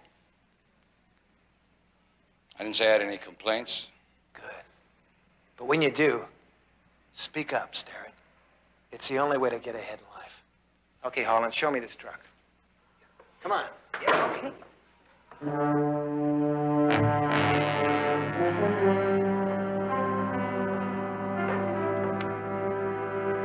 I liked it better without him. Yeah. There's nothing you can do about it now. Don't be too sure, Gino. Something can always be done about everything. What can I do for you, Mr. Jones? I wonder if you'd mind taking a look at this picture and seeing if you recognize this man. Oh, yeah, he's a customer of ours, but I don't know his name. He comes in about once every other week, I guess. Sends a dozen long-stem roses to a lady in Venice. You wouldn't have that lady's name and address tucked away somewhere, would you? Man's dead. Information could answer some questions about how he died. I'll have to look in our delivery records. It won't take long. I'm Emil Van Dorian. I may just have what you're looking for in our private showroom, if you'd follow me.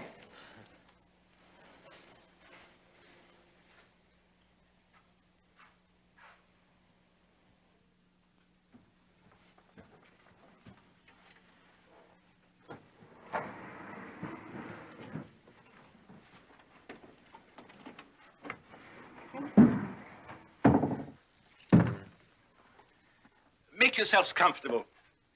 I call this the back room. Actually, it's a name given to it by the Countess d'Avignon. Perhaps you've heard of her? Well, who hasn't? I mean, her name is mentioned in all the columns, isn't it? A lovely woman. Must be in her 80s now. She spends most of her time in the south of France. But whenever she's in town, she always comes to visit the derrière chambre, as she calls it. Funny. Now, was there anything in particular that you had in mind? Well, just something in good taste. You see, actually, it's for my wife's birthday, Mr. Van Dorian, and I wouldn't want to buy her anything, well, she might be disappointed in. I understand. Un moment.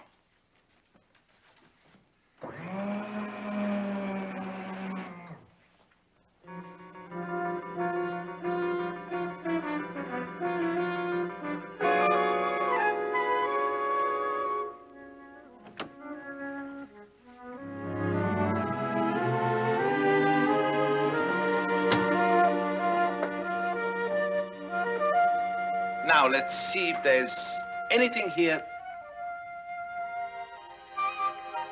that you might fancy.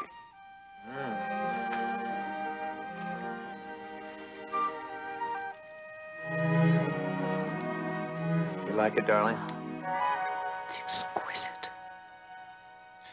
An excellent choice. Well, it's all settled then. Actually, Mr. Van Dorian, my wife's birthday isn't for another month yet. I'll send you a check the latter part of next week.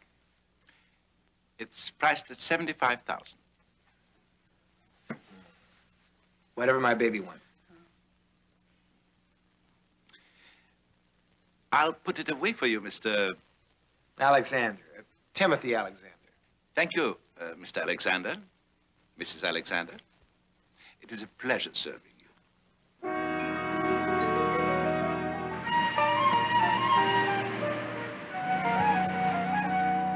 Hey, you moth-eaten looking piece of baggage. Yeah, you're all right. Nice looking bird. Cockatoo? Yeah. Talk much? Only when he ain't supposed to, then I can't shut him up. I had a dog like that once. He only barked when I was trying to sleep. What'd you do? I stayed up a lot. You the manager? That's right. Well, somebody told me there's a Gina Nelson lives here, but I don't find her name on the mailboxes. That's 'cause she moved. When was that? Oh, she pulled out her hair yesterday. Did she leave a forwarding address? You a policeman? Private investigator. Ah, well, I don't mind cooperating with the police. That's public duty. Couldn't you make this a private one? Well, I don't mind that either. But she didn't leave a forwarding address, at least not with me. Ever see this man before?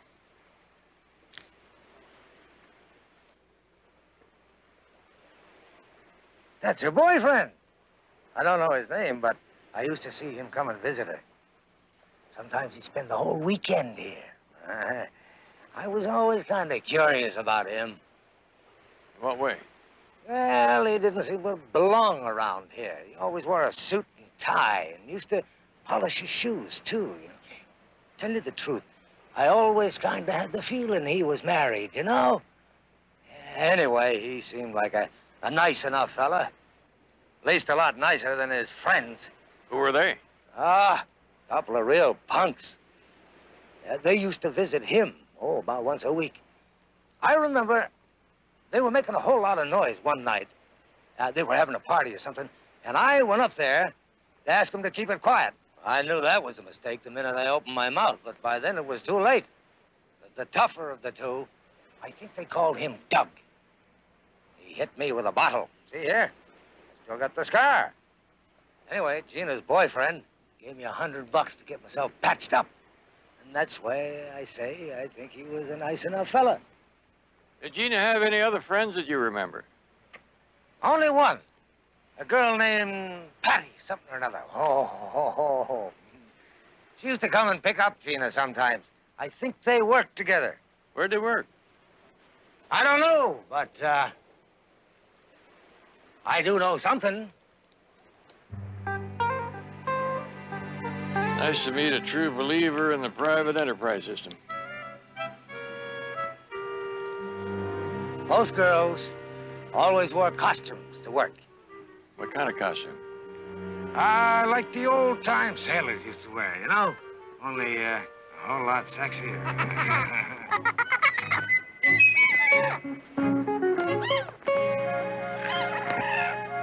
Sounds like he agrees with you.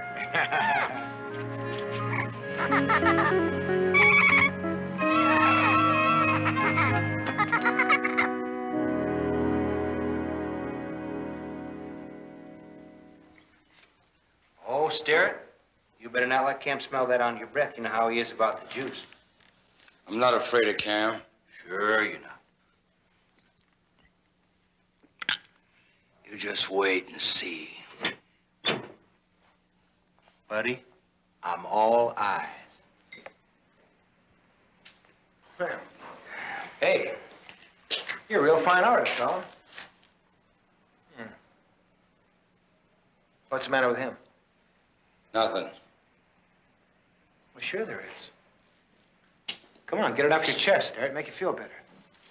Well? It's about the split, Cam. What about it? When you were gone, we divided everything up equally. We liked that system. And that's the way we're going to keep doing it. If that's all it is, I mean, hey, come on. In all the years we worked together, didn't I treat you fair?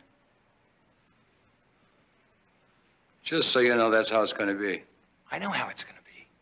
Exactly the way it was. 50% for me and you three split up the rest. You got it, buddy? Not anymore, Cam. Not this time. Oh, really?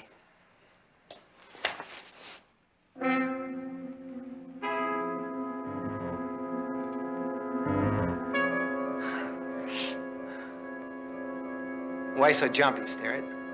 You're calling the shots. You're running the show now. Why be so jumpy?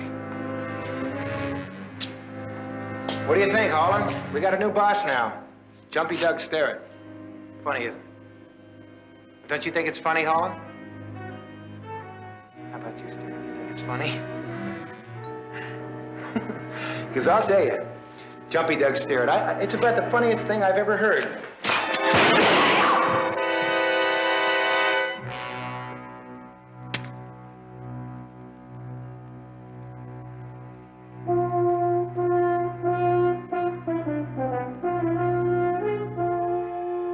Anyone have anything to say about the split now? No.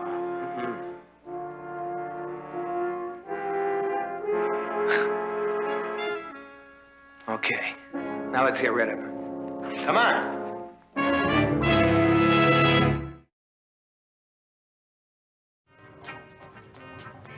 Gee, I never met a private eye before. I guess it's my lucky day. Well, I guess it's my lucky day too, Patty. I had just about run out of places down here where girls wore sailor suits like yours. Well, why all the fuss to find me, Mr. Jones? Well, I'm looking for a girl named Gina Nelson. She moved away recently, and nobody seems to know her address. I thought you might have it. Well, what's it all about? Oh, it's insurance business. Oh, well, we're really not good friends. But she did call me last night to tell me she moved. I was going to call her back, but I didn't get a chance. Oh, here it is. But all I have is her phone number. Well, that will do splendidly. Very nice looking bracelet you're wearing. You like it? Yes. Jenny gave it to me. Well, what do you know about that? She said it was to pay me back for all the rides I'd give her. She only worked for one of the regular girls who were off, so I really didn't do all that much. To tell you the truth, I really don't like it. I think it's a little old for me. You know, you may be right. I've got a daughter-in-law that would just love a bracelet like that. Would you consider selling it? Daughter-in-law? Yeah. True. Same last name and everything.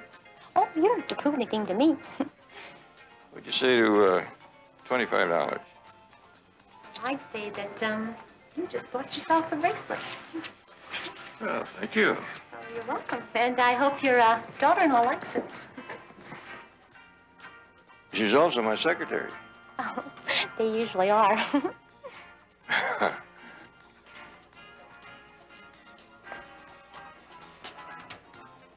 I'm no expert, Barnaby. That looks like pure jade to me. That's what I thought. That's what got me to wondering where Gina Nelson got it. Is there a number on the inside of that clasp? 16389. Oh, yeah, here it is. It's one of the pieces taken from the burglary of Lou's jewelry store in Chinatown. When? 2 months ago. How much do you have to pay for that? $25. If it's any consolation to you, you got it for a good price. Thanks, Lieutenant. A biddle. Oh, yeah, sure. It's for you. Yeah. Barnaby, I have an address to go with that phone number you gave me. Let me have it. It's 2284 North Thornton Boulevard, Mission Gardens, apartment 307. Thanks, Betty. One other thing I want you to do for me.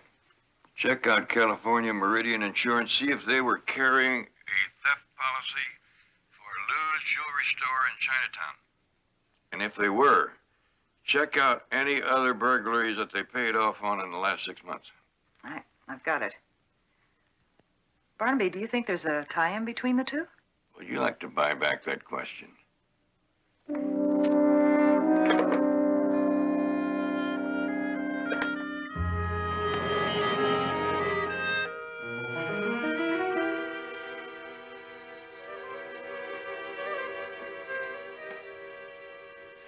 Hey, baby. Come here. Sit down.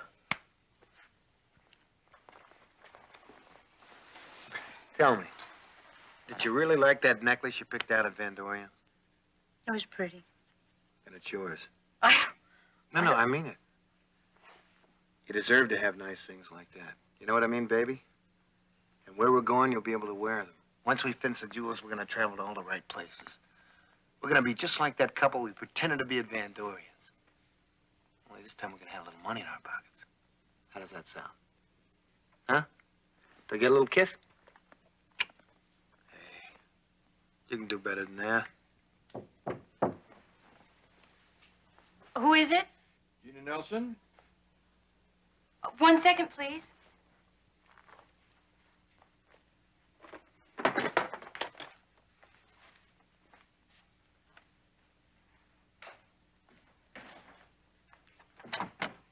Miss Nelson? Yes.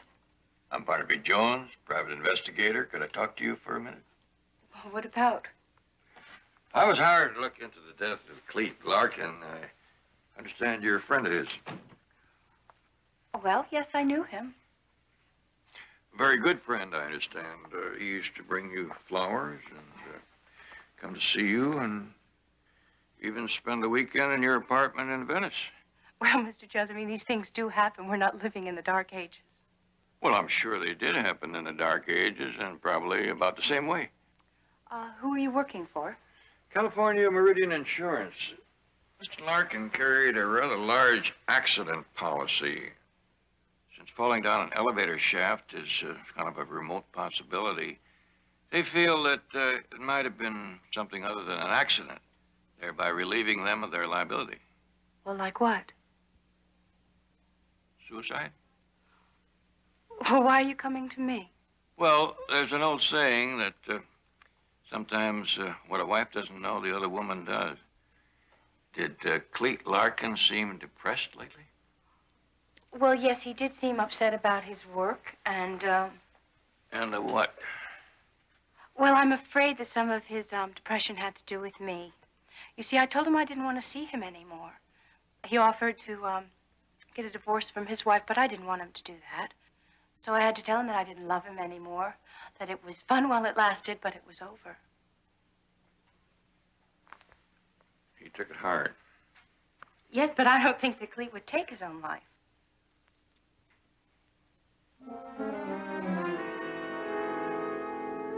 You're probably right, but then there is another possibility. Well, what's that? Murder. You wouldn't know of anyone who wanted to kill him, would you? No. No, of course not. I didn't think you would. Well, thank you for your time.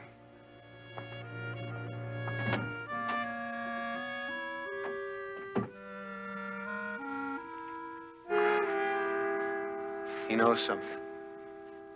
Finish packing.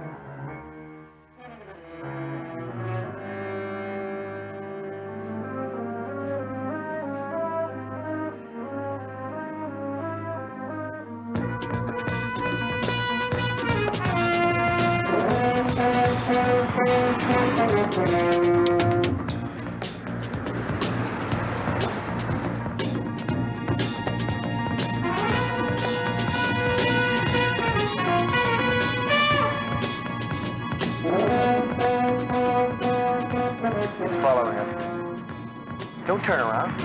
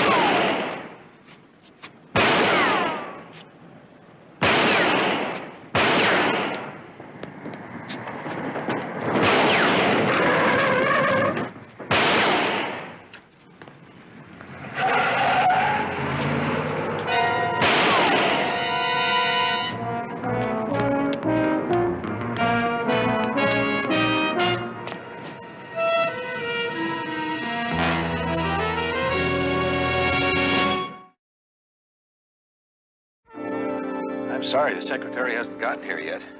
I'll get through this a lot faster. Well, Betty's eyes are pretty sharp. Sometimes it's easier to see the twigs and leaves in someone else's nest. I'm not sure that's a compliment, but I have found something. Lou's jewelry store was among the California Meridian policyholders. Is that supposed to mean something? Could mean a lot. Did Cleet Larkin have access to the details of the security diagrams of Lou's jewelry? Oh, sure. All the security diagrams are filed here. But I still don't get it. Larkin's girlfriend had a jade bracelet that was part of the burglary loot. It could mean that she was part of the gang that did it. What about the other clients that were hit in the last 6 months? Let's see, there was Maxwell Liquors, over $200,000. They have a tight security? As a matter of fact, they had just installed all the latest security equipment. The thieves neutralized the entire system. It would require an electronic genius or somebody selling inside information. Oh, I get it. You're saying it was Cleet? That would explain the hidden cash that Mrs. Larkin found. It wouldn't explain why Gina and her boyfriend are still hanging around town. I thought the manager at the Mission Gardens said they checked out. Yes, he did. While they were paying their bill, he overheard Gina on the telephone. He didn't hear it all, but it sounded as if she were making a plane reservation for Sunday night. That's tonight.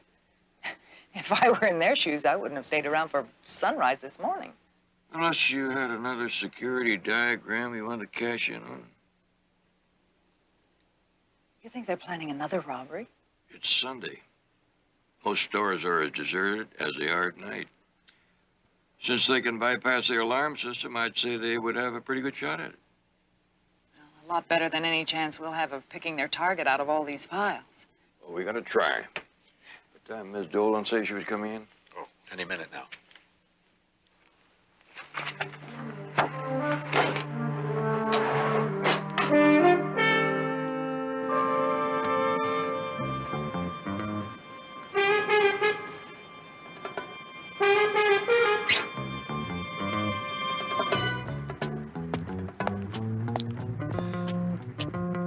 Well, that does it.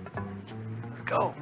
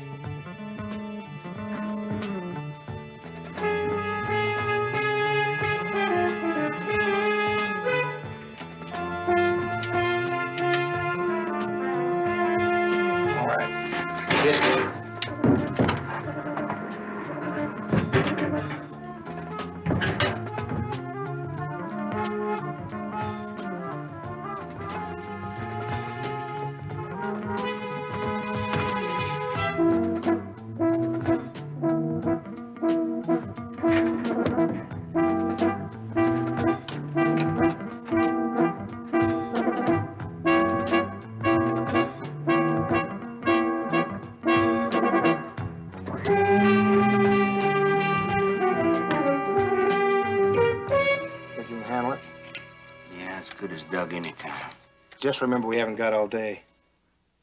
Come to think of it, I did see Mr. Larkin going through one of the files the evening of his accident. I remember I came in to say goodnight and asked him if I could help him find anything. What did he say? He shut the drawer, said he found what he was looking for, then he went back into the office. I figured he was checking on a date or something because he didn't pull any of the files. Miss Dolan, you happen to recall which drawer it was?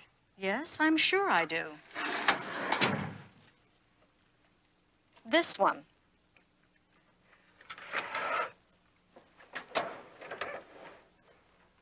UVW. Well, that's someplace to start.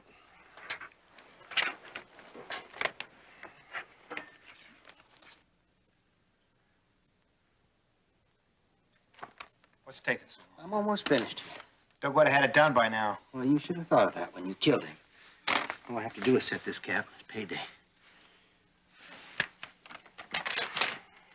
Oh, I hate to admit it, but they are beginning to look exactly alike to me. Well, here's one that doesn't look like any of the others. How so? Well, in the first place, the pages aren't in sequence, and the schematic drawing of the alarm system is upside down. This is the first file I've seen this way. Is this normal, Mrs. Dolan? Very unusual. Mr. Jones, an insurance policy is a legal document. We're very careful the way we handle them. Van Dorian Jewelry Company? Maybe just what we're looking for. Hang on to that. There's only a couple of blocks from here. I'll take a walk over there and look around. Call Lieutenant Biddle and tell him.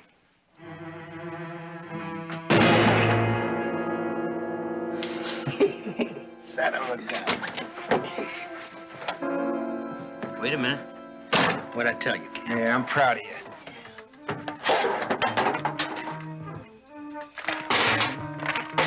Man, would you look at all this beautiful stuff? Think of all the booze it'll buy, Holland. I was thinking more of the broads.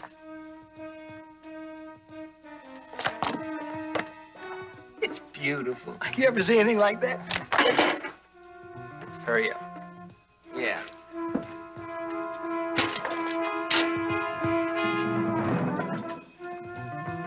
Gina.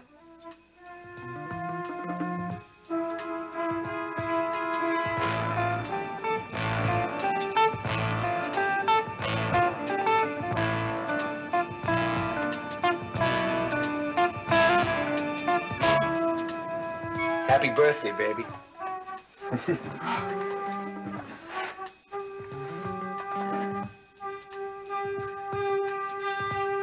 Now, doesn't that deserve a nice big kiss? Huh?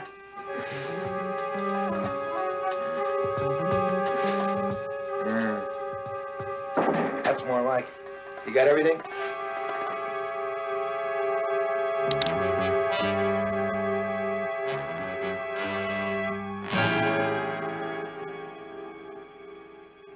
What's this all about? Doug didn't like the way you dividing things up. Do you remember, Cam?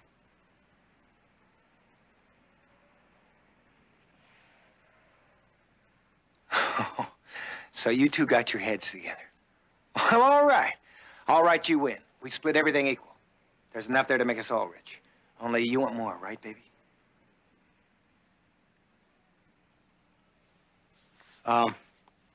This time we're taking it all. That the way you feel? You don't understand, do you? You killed Clete. I loved him. Hey, come on. Come on, we're partners. We can work out something. A brand new shuffle. It's too late. No matter what we worked out now, you know you'd come looking for us sooner or later, so then we'd be up the same creek as Clete and Doug. You just better get going. Come on. You ain't got the nerve for that. Try me. Come on.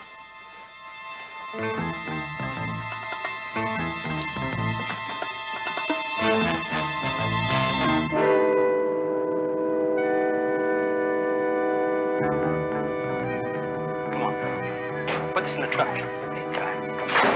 We'll get in the truck, man. Come on. Hold it!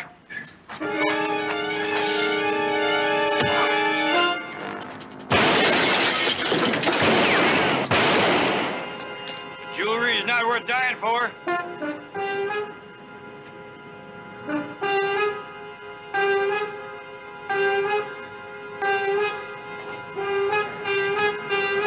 All right, miss. Come on out. Put your hands up.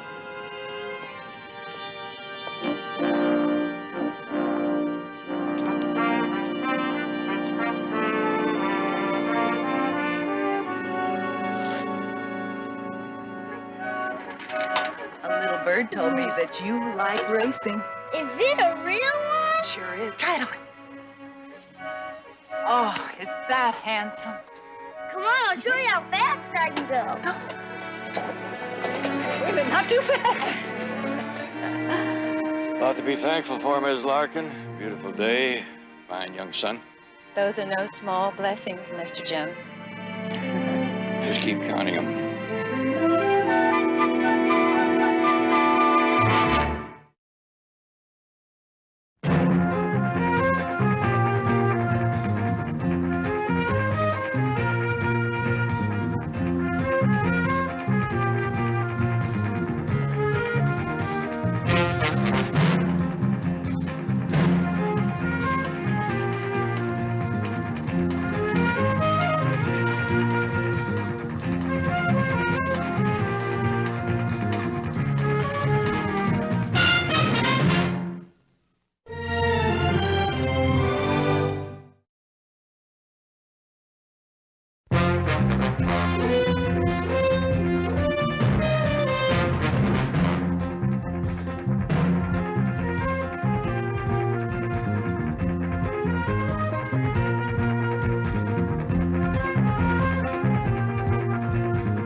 Barnaby Jones, starring Buddy Ebsen. Also starring Lee Merriweather, with guest stars Mariette Hartley, James Luisi, Claudette Nevins. Tonight's episode, Mystery Cycle.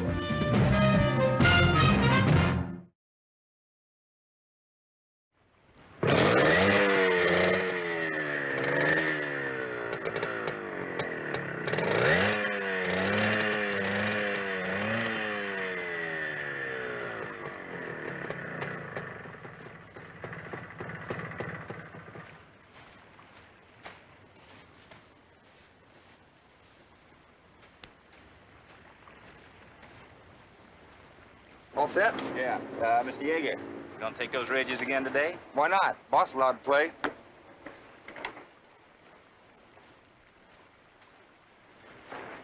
Let's bust them.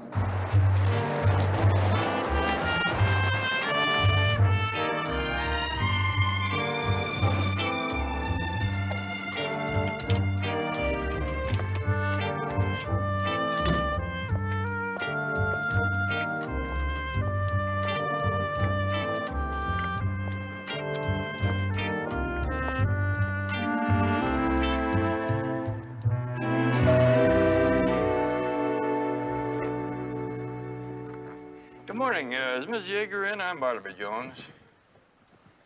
Just 1 minute, please. I'll be making some changes on the board, but I wouldn't so much as hint, at least not yet, that I'm thinking of phasing out the motor division. Mrs. Yeager, Mr. Barnaby Jones to see you? Yes, I'm expecting him. Well, I don't think we need worry about the Yeager stocks not showing some strength soon, although it might be best to leak the next quarterly, put the rumors to rest. Mrs. Yeager, please accept our condolences once again. All of us had the highest regard for your husband. Thank you. Goodbye. Goodbye. Miss Yeager? Mr. Jones. If this is inconvenient, I could come at another time, tomorrow even. No, it's all right. I prefer getting as many details out of the way as possible. May I offer you something? No, nothing for me, thanks. This is a lovely place you have here. Oh, thank you. Why don't we talk outside, get some fresh air? Fine. Now, I know that California Meridian Insurance has already spoken to you, so I'll try not to cover any old ground. Perhaps you can tell me exactly what the problem is. Is it the size of the policy? Well, the double indemnity accidental death clause brings the amount up to $1 million. Well, if my husband's death wasn't accidental, what are you suggesting, Mr. Jones? A suicide? No, I'm not suggesting anything, Mrs. Yeager. It's just that the company feels obligated to look rather closely into the accidental death theory. That's the reason they brought me in. Well, I think you can eliminate suicide as a possibility. My husband was in perfect health, both mentally and physically. No man had a greater zest for living. You know, it's common knowledge that the Yeager company was in financial trouble lately. Well, the motor division's been a drain, that's true. So we're considering the possibility of some surgery there. In fact, the reason for that division's existence passed on with Jonathan. It was always more of a hobby with him than a business. You don't suppose it's possible that Mr. Yeager could have been preoccupied with the problems of the company that morning? Certainly not while testing a motorcycle. It speeds up to 100 miles an hour. I realize riders do take spills, but I understand that the trail along the ridge was straight and smooth, and Mr. Yeager had been over it many times in the past. Well, perhaps what it all boils down to, Mr. Jones, is that it takes just one mistake. And Jonathan made it. Excuse me.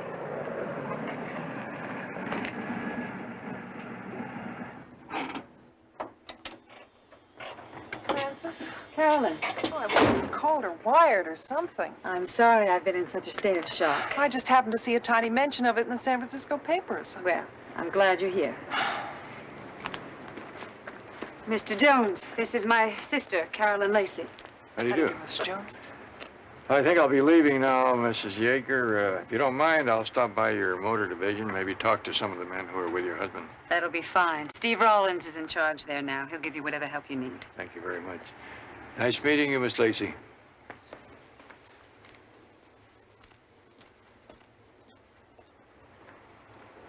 I wish you'd called. Can't tell you how awful it was reading about Jonathan's death days after the fact. I'm sorry, Carolyn. I've had 100 things on my mind. Sometimes I can't understand you, Francis. How could you forget to notify your own sister? Half-sister, dear. Look, I came here because I thought I might be some help, some comfort. Obviously, you don't require that comfort. Meaning what? That I didn't love Jonathan? That's always been understood between us. But he was a good man in many ways, Francis. I mean, surely you respected him. Would it be easier for you if I just drove back to San Francisco? Well, that would hardly look proper now, would it? I'm sure we can manage to stay out of each other's hair for a few days, don't you think? I just always wish we'd been closer. That's hardly of any importance now, Carolyn, is it?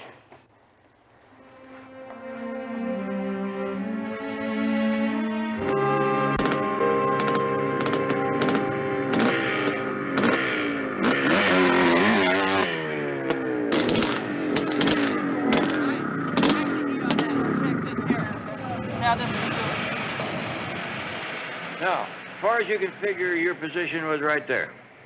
Yeah, I'd say a quarter mile to the right of the ridge, just along the lip of the royal. From each of these 4 positions, none of you fellas saw Mr. Yeager go up on the ridge.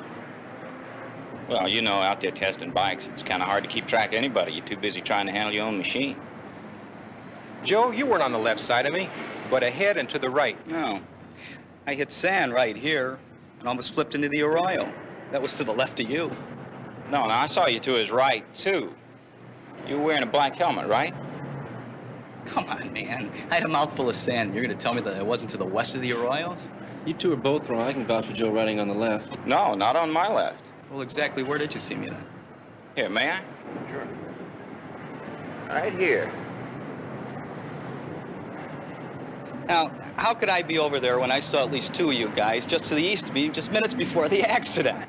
Look, old buddy, if you weren't there, you weren't there, but, wasn't you, who was it?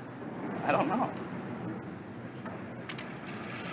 Mr. Jones, did you, get what you came for? Well, there seems to be a difference of opinion, Mr. Rollins. That happens. How about getting back to work, fellas? Thanks, fellas. Say, you mind if I take this? Not at all. Is there anything else I can do for you? Well, no, I don't think so. Well, maybe. You might be able to clear up a point. Those tests that you made out there on the desert course, were they a weekly routine thing? Well, we take the bikes out, we abuse them, we bring them back and rip them apart. Was Mr. Yeager's participation in the test routine? You couldn't keep him away. He really loved biking across those ridges. Well, what about yourself, Mr. Rollins? I understand that you were in charge of all the testing, but you weren't out there that day with the others. I stopped riding that desert course about 3 months ago. Back trouble. Well, then it's just the four fellows, Mr. Yeager, and you. You know of anyone else who might have been familiar with the course or had ridden it or knew the routine? Those 4 men you talked to, they're our only testers. They've been with us ever since we bought that desert acreage. Well, thank you very much, and I hope your back gets better. Thank you.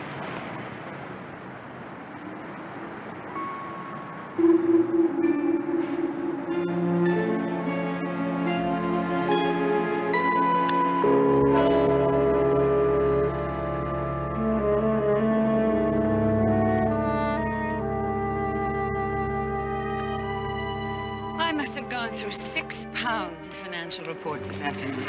You know, you're going to have to learn to leave business details to others. You're a very rich lady now. And especially tonight.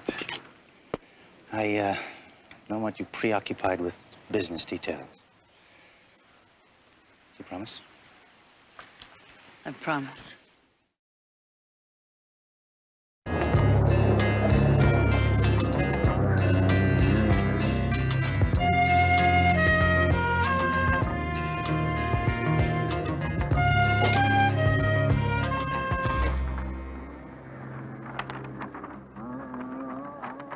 Wouldn't you think they'd pick a safer spot to test motorcycles?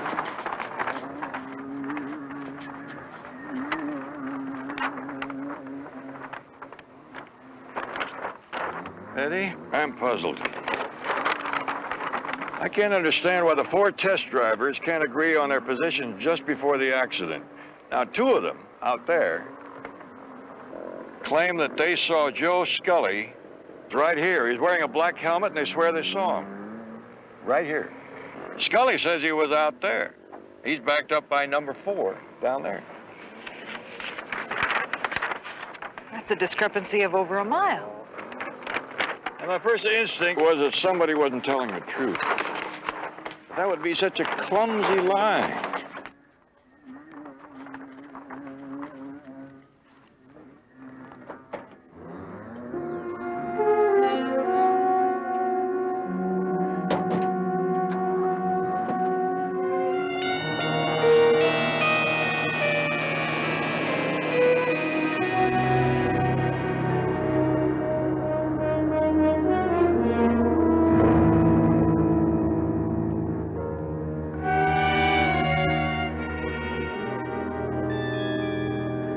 Point of debate. Sometimes the simplest explanations are the most accurate. Now, if those 4 riders are all telling the truth, there must have been another cyclist out here. Mr. X. Mr. X? Oh, Barnaby. Now, if, as you say, these 2 riders saw him here in this area, well, where was he before that? Someplace where there wasn't any chance of one of the bikes coming tearing through. Someplace where he could have kept an eye on the others? Let's start over there.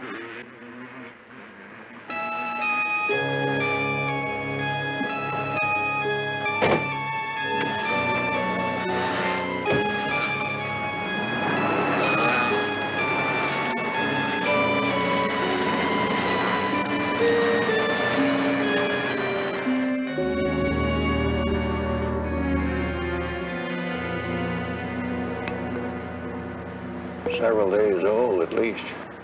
Barnaby, couldn't someone have just been resting here? Through 3 cigarettes, that would take a half hour or more. What's that? Oil drippings. I see. No tire tracks. Wind took care of that. What we got is a trespasser who sat here long enough to smoke 3 cigarettes and let his machine drip a little oil in the sand. Well, are you going to be able to fix the time? If that's our Mr. X, he's got a lot more curiosity than just a trespasser.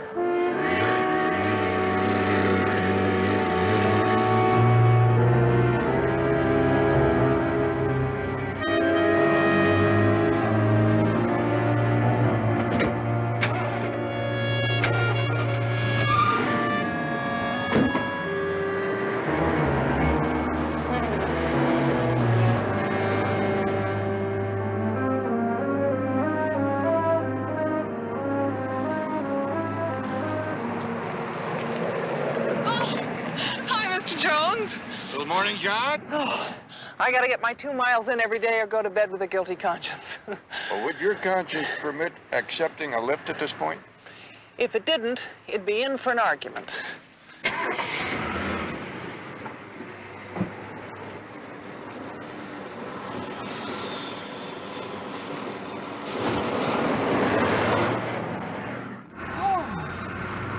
You get down this way often? L.A.? I haven't been down for a year or so. Kind of hard to tear me away from that city by the bay. Pacific Western, huh? Yeah. Track, I'll bet. No records, just lots of fun. Yeah, that's about the way I went at it. But I did break the 4-minute mile once my junior year at Claiborne College. You did? Yep. They had to meet in a county park, a brand new quarter-mile oval. I was quite a hero for about a half an hour until somebody suggested measuring the track. The county commissioner had awarded the contract to his nearsighted nephew. The track was 50 yards short. Oh, that's delicious.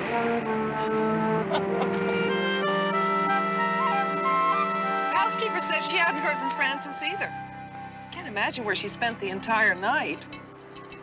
Oh, well, she'll probably call or show up soon. Here you are. Yeah, it looks very good. I'm the gal who's most efficient in all things which do not matter. Miss Lacey. Oh, Carolyn, please.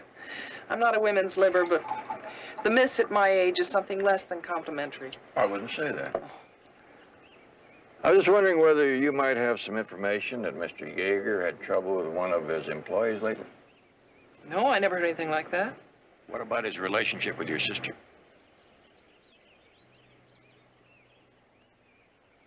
I'm sure Jonathan loved her.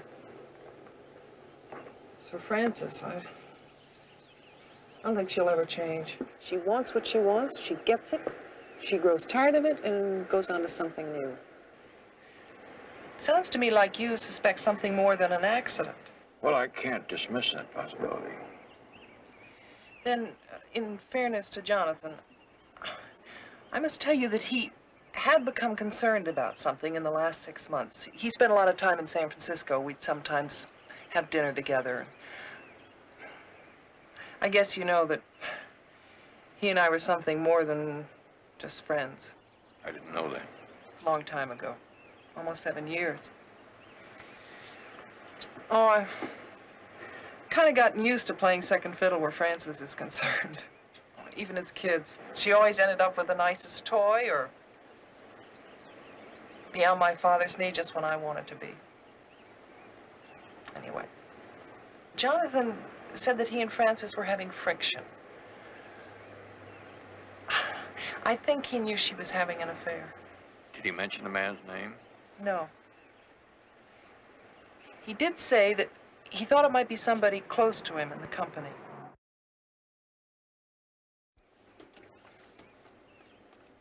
Mr. Jones? May I speak with you for a moment? Yes, surely. Excuse me. My attorney tells me that your report to the insurance company is the only thing that's holding up the check. Yes, I won't be much longer, Mrs. Yeager. I don't mean to be rude, but your prodding is beginning to make others as well as me nervous. I have to apologize for that, but I was just telling your sister that your husband's death may not have been accidental. Mr. Jones, if you're trying to revive that suicide theory... I never had that theory. No, Mrs. Yeager, what I suspect but have been unable to prove is that there was another bike rider on the test area that day. He caused your husband's bike to go off the ridge. Oh, that's ridiculous. That rider was waiting for some time out there, hiding and smoking these cigarettes.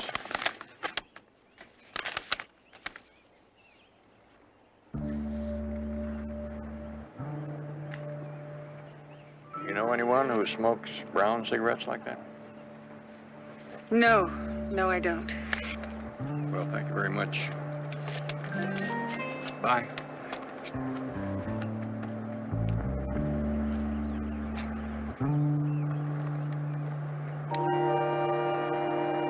Francis, where were you last night? None of your business. It's true, isn't it? You've been having an affair for some time now. With Steve Rollins? Exactly what is it that troubles you? Is it being one of the have-nots, or is it something else? Nothing ever seems to trouble you, does it? Jonathan's been dead for exactly a week. Perhaps you were right. Perhaps it would be wiser for you to go back to San Francisco. As a matter of fact, why don't you plan on leaving first thing in the morning?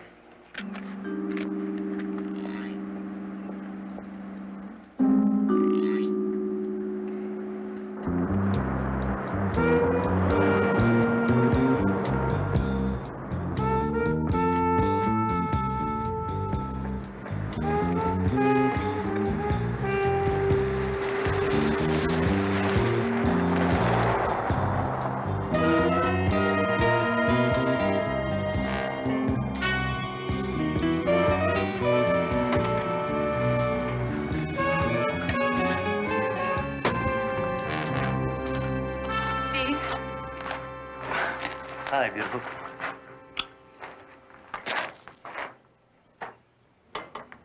Mr. Jones thinks Jonathan may have been murdered. What? Can he prove it? He says somebody was hiding out at the testing grounds, waiting to send Jonathan crashing off that ridge. What? Somebody who smokes the same kind of cigarettes you do.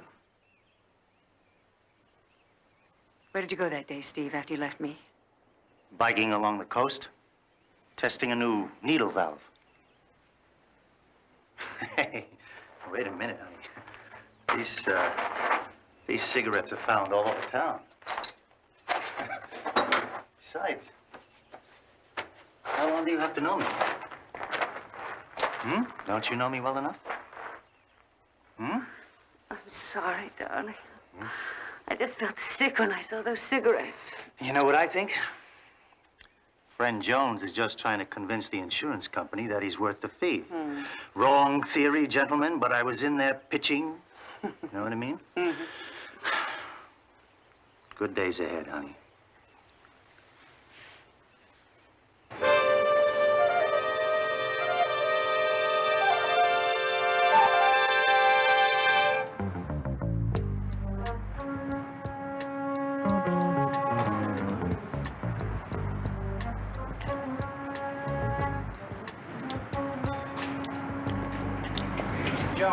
Evening, Pete.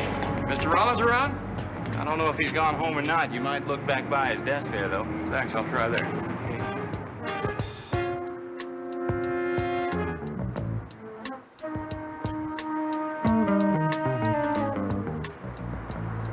Mr. Rollins?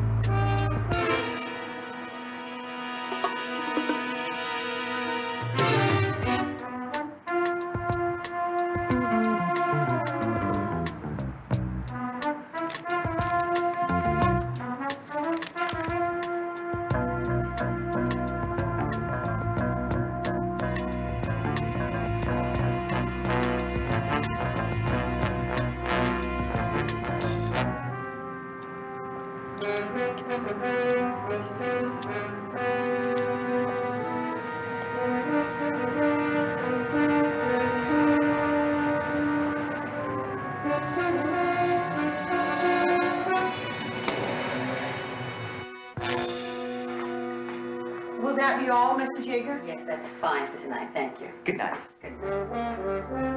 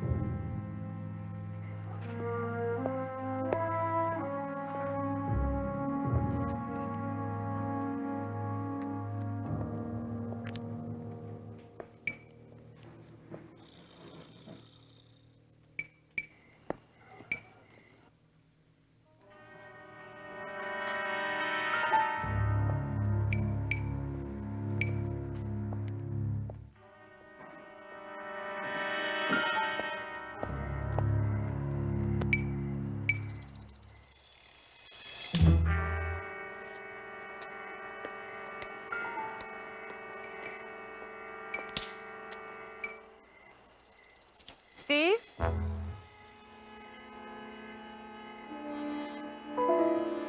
Steve, are you here?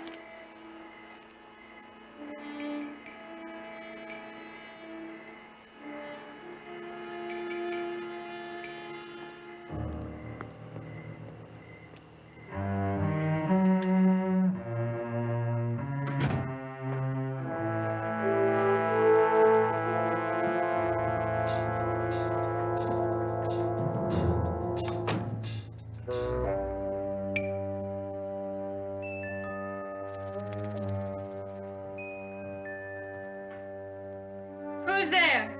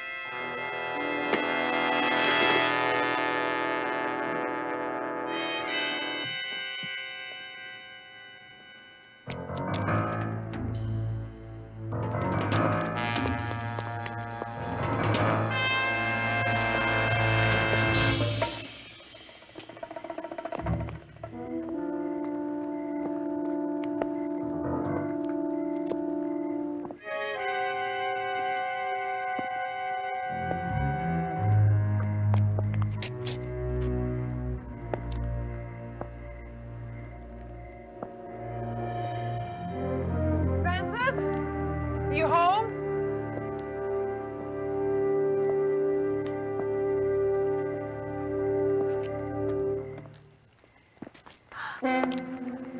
Please. No. Carolyn. Carolyn! How does it feel to be on the short end for a change, Francis? Please, please. Please. I'm going to tell you how it feels to be on the winning side for the first time. Delicious. What can you gain by killing me? Money? All that money that should have been mine 7 years ago. No. No!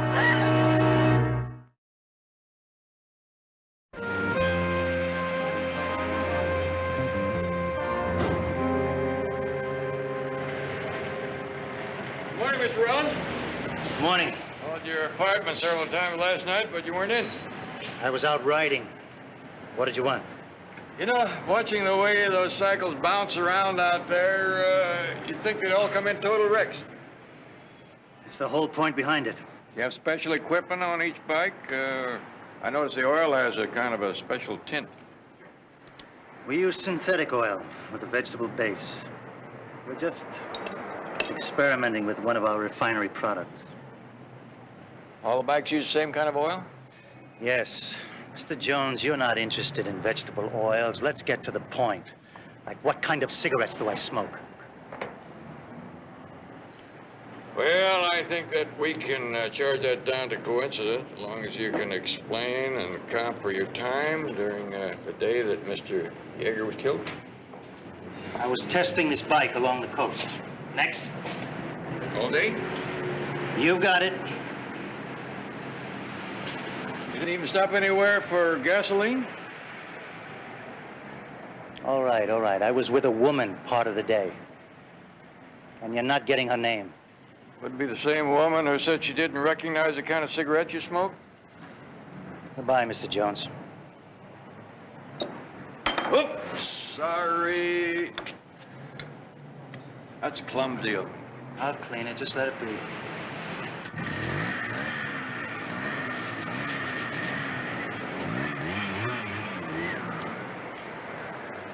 Oh, by the way, Mr. Rollins, do you own more than one bike? I own 2 bikes. I mean, I did own 2 bikes. One was stolen a few months ago. Why? Just curiosity. Sorry about the oil.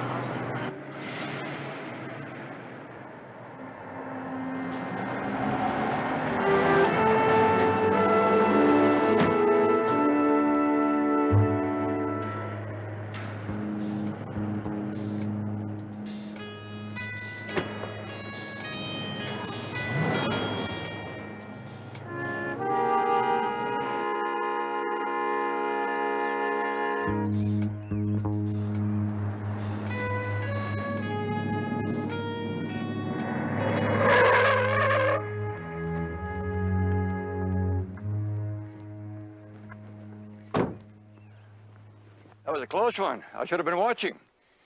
Oh, it was my fault. Maybe I should stick to jogging, huh? You looking for Frances? Yes, I was hoping to talk to her. Don't think she's home yet.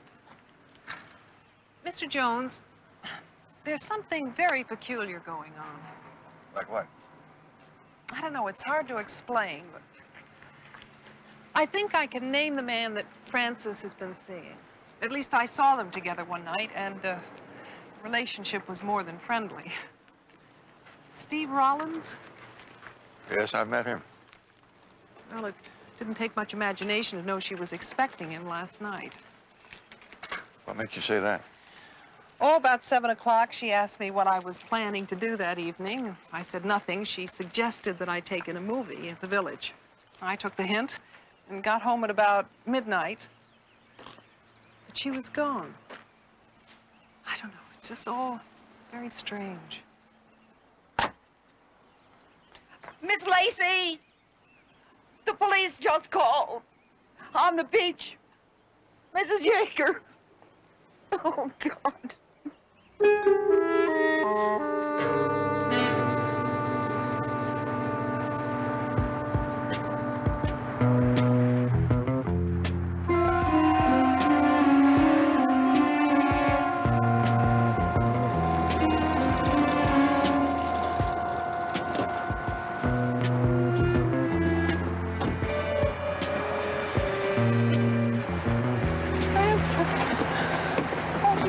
Miss, no, it's better if you wait up here. No, please, wait right over here. There's nothing you can do. Please. Mr. Jones, I can't believe it.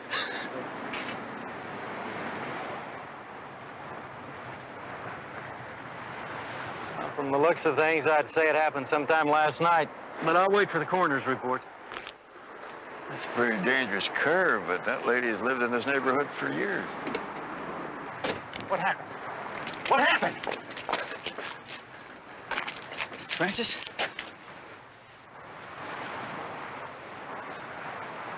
How'd it happen? You a friend of Mrs. Yeager's? Friend. A friend. I'm her husband. We were married 2 days ago.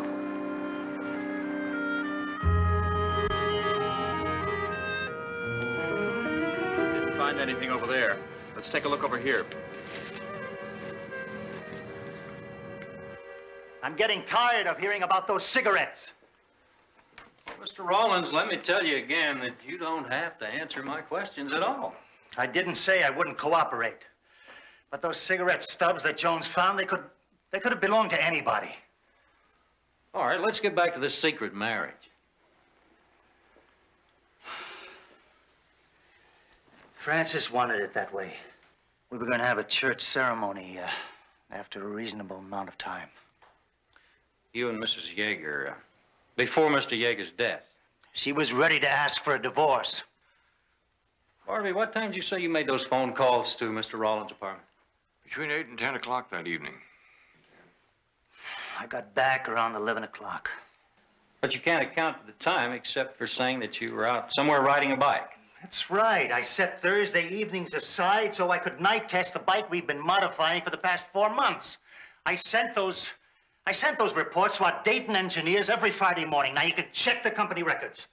In other words, you just take any Thursday night at random and you're simply out somewhere riding a motorcycle along a highway. That's right, that's right.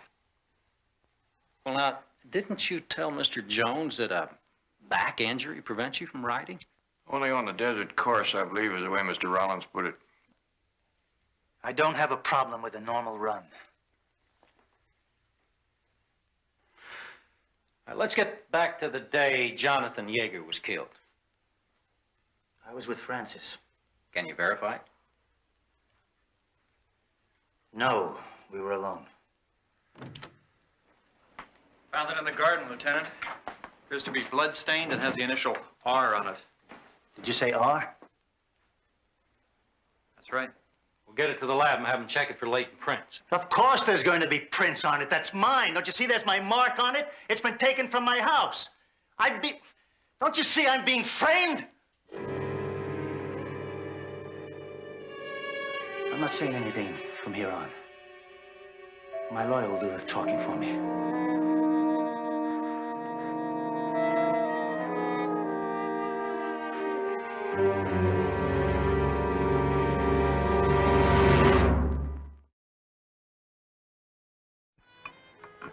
That was quite a dessert. I admire your appetite. It's something I inherited. I think I could just gorge myself on all kinds of goodies and not gain an ounce. You know, Carolyn, I'm glad to see that you're not too disappointed that Steve Rollins could be in control of the Yeager Company now. Except for the fact that he married Francis, that would all be yours. Unless, of course, he is convicted of murder. Mr. Jones, I can't give a thought to what I might have gained. That old conscience of mine keeps telling me what's not freely given does not belong to me. It's a pretty good philosophy to live by. Besides, Steve may be perfectly innocent. I mean, why would he leave so many obvious clues behind? Well, one explanation could be that intelligent people do not commit murder. Oh, they may be clever, but they mistake their cleverness for intelligence, forgetting that they're not allowed one mistake, not one error, forgetting that they have to shut out the other side completely. A lopsided score is just not good enough. If Steve is guilty, if he made so many mistakes, he might still have that other bike somewhere. Wherever it is, it would have to be proven that he was the only person who had access to that particular place. You ready?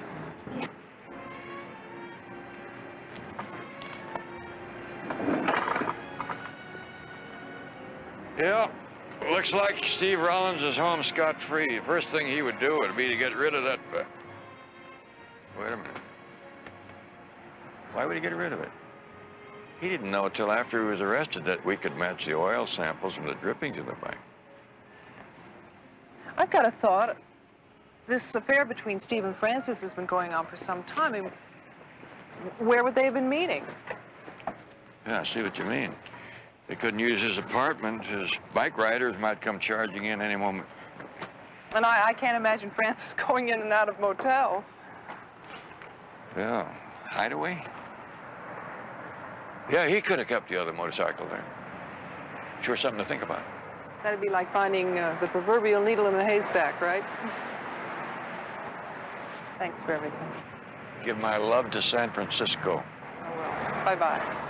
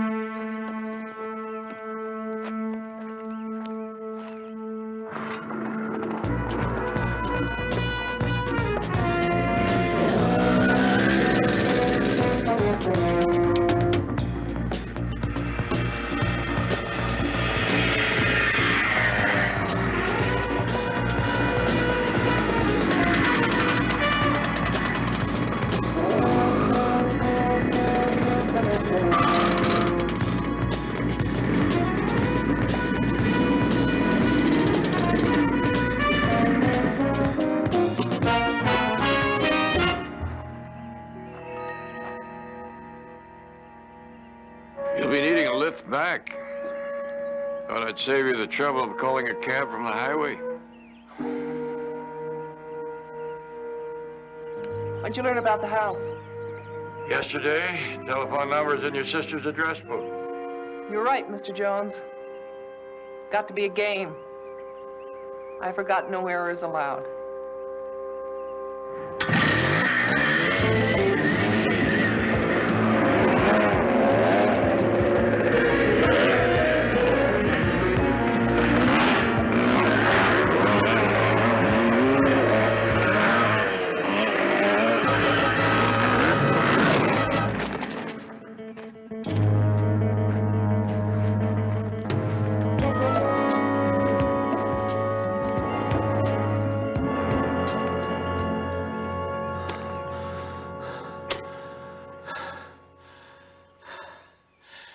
Mind if I sit a minute?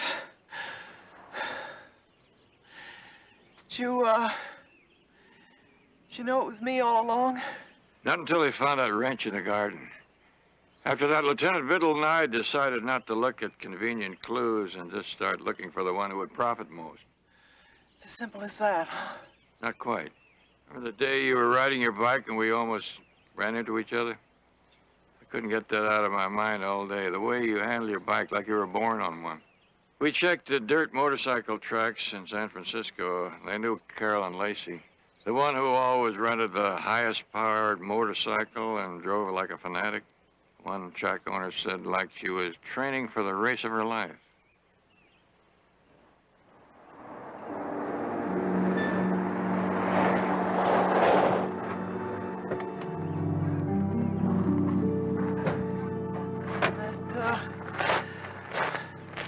That bit of play acting you did in your office, huh?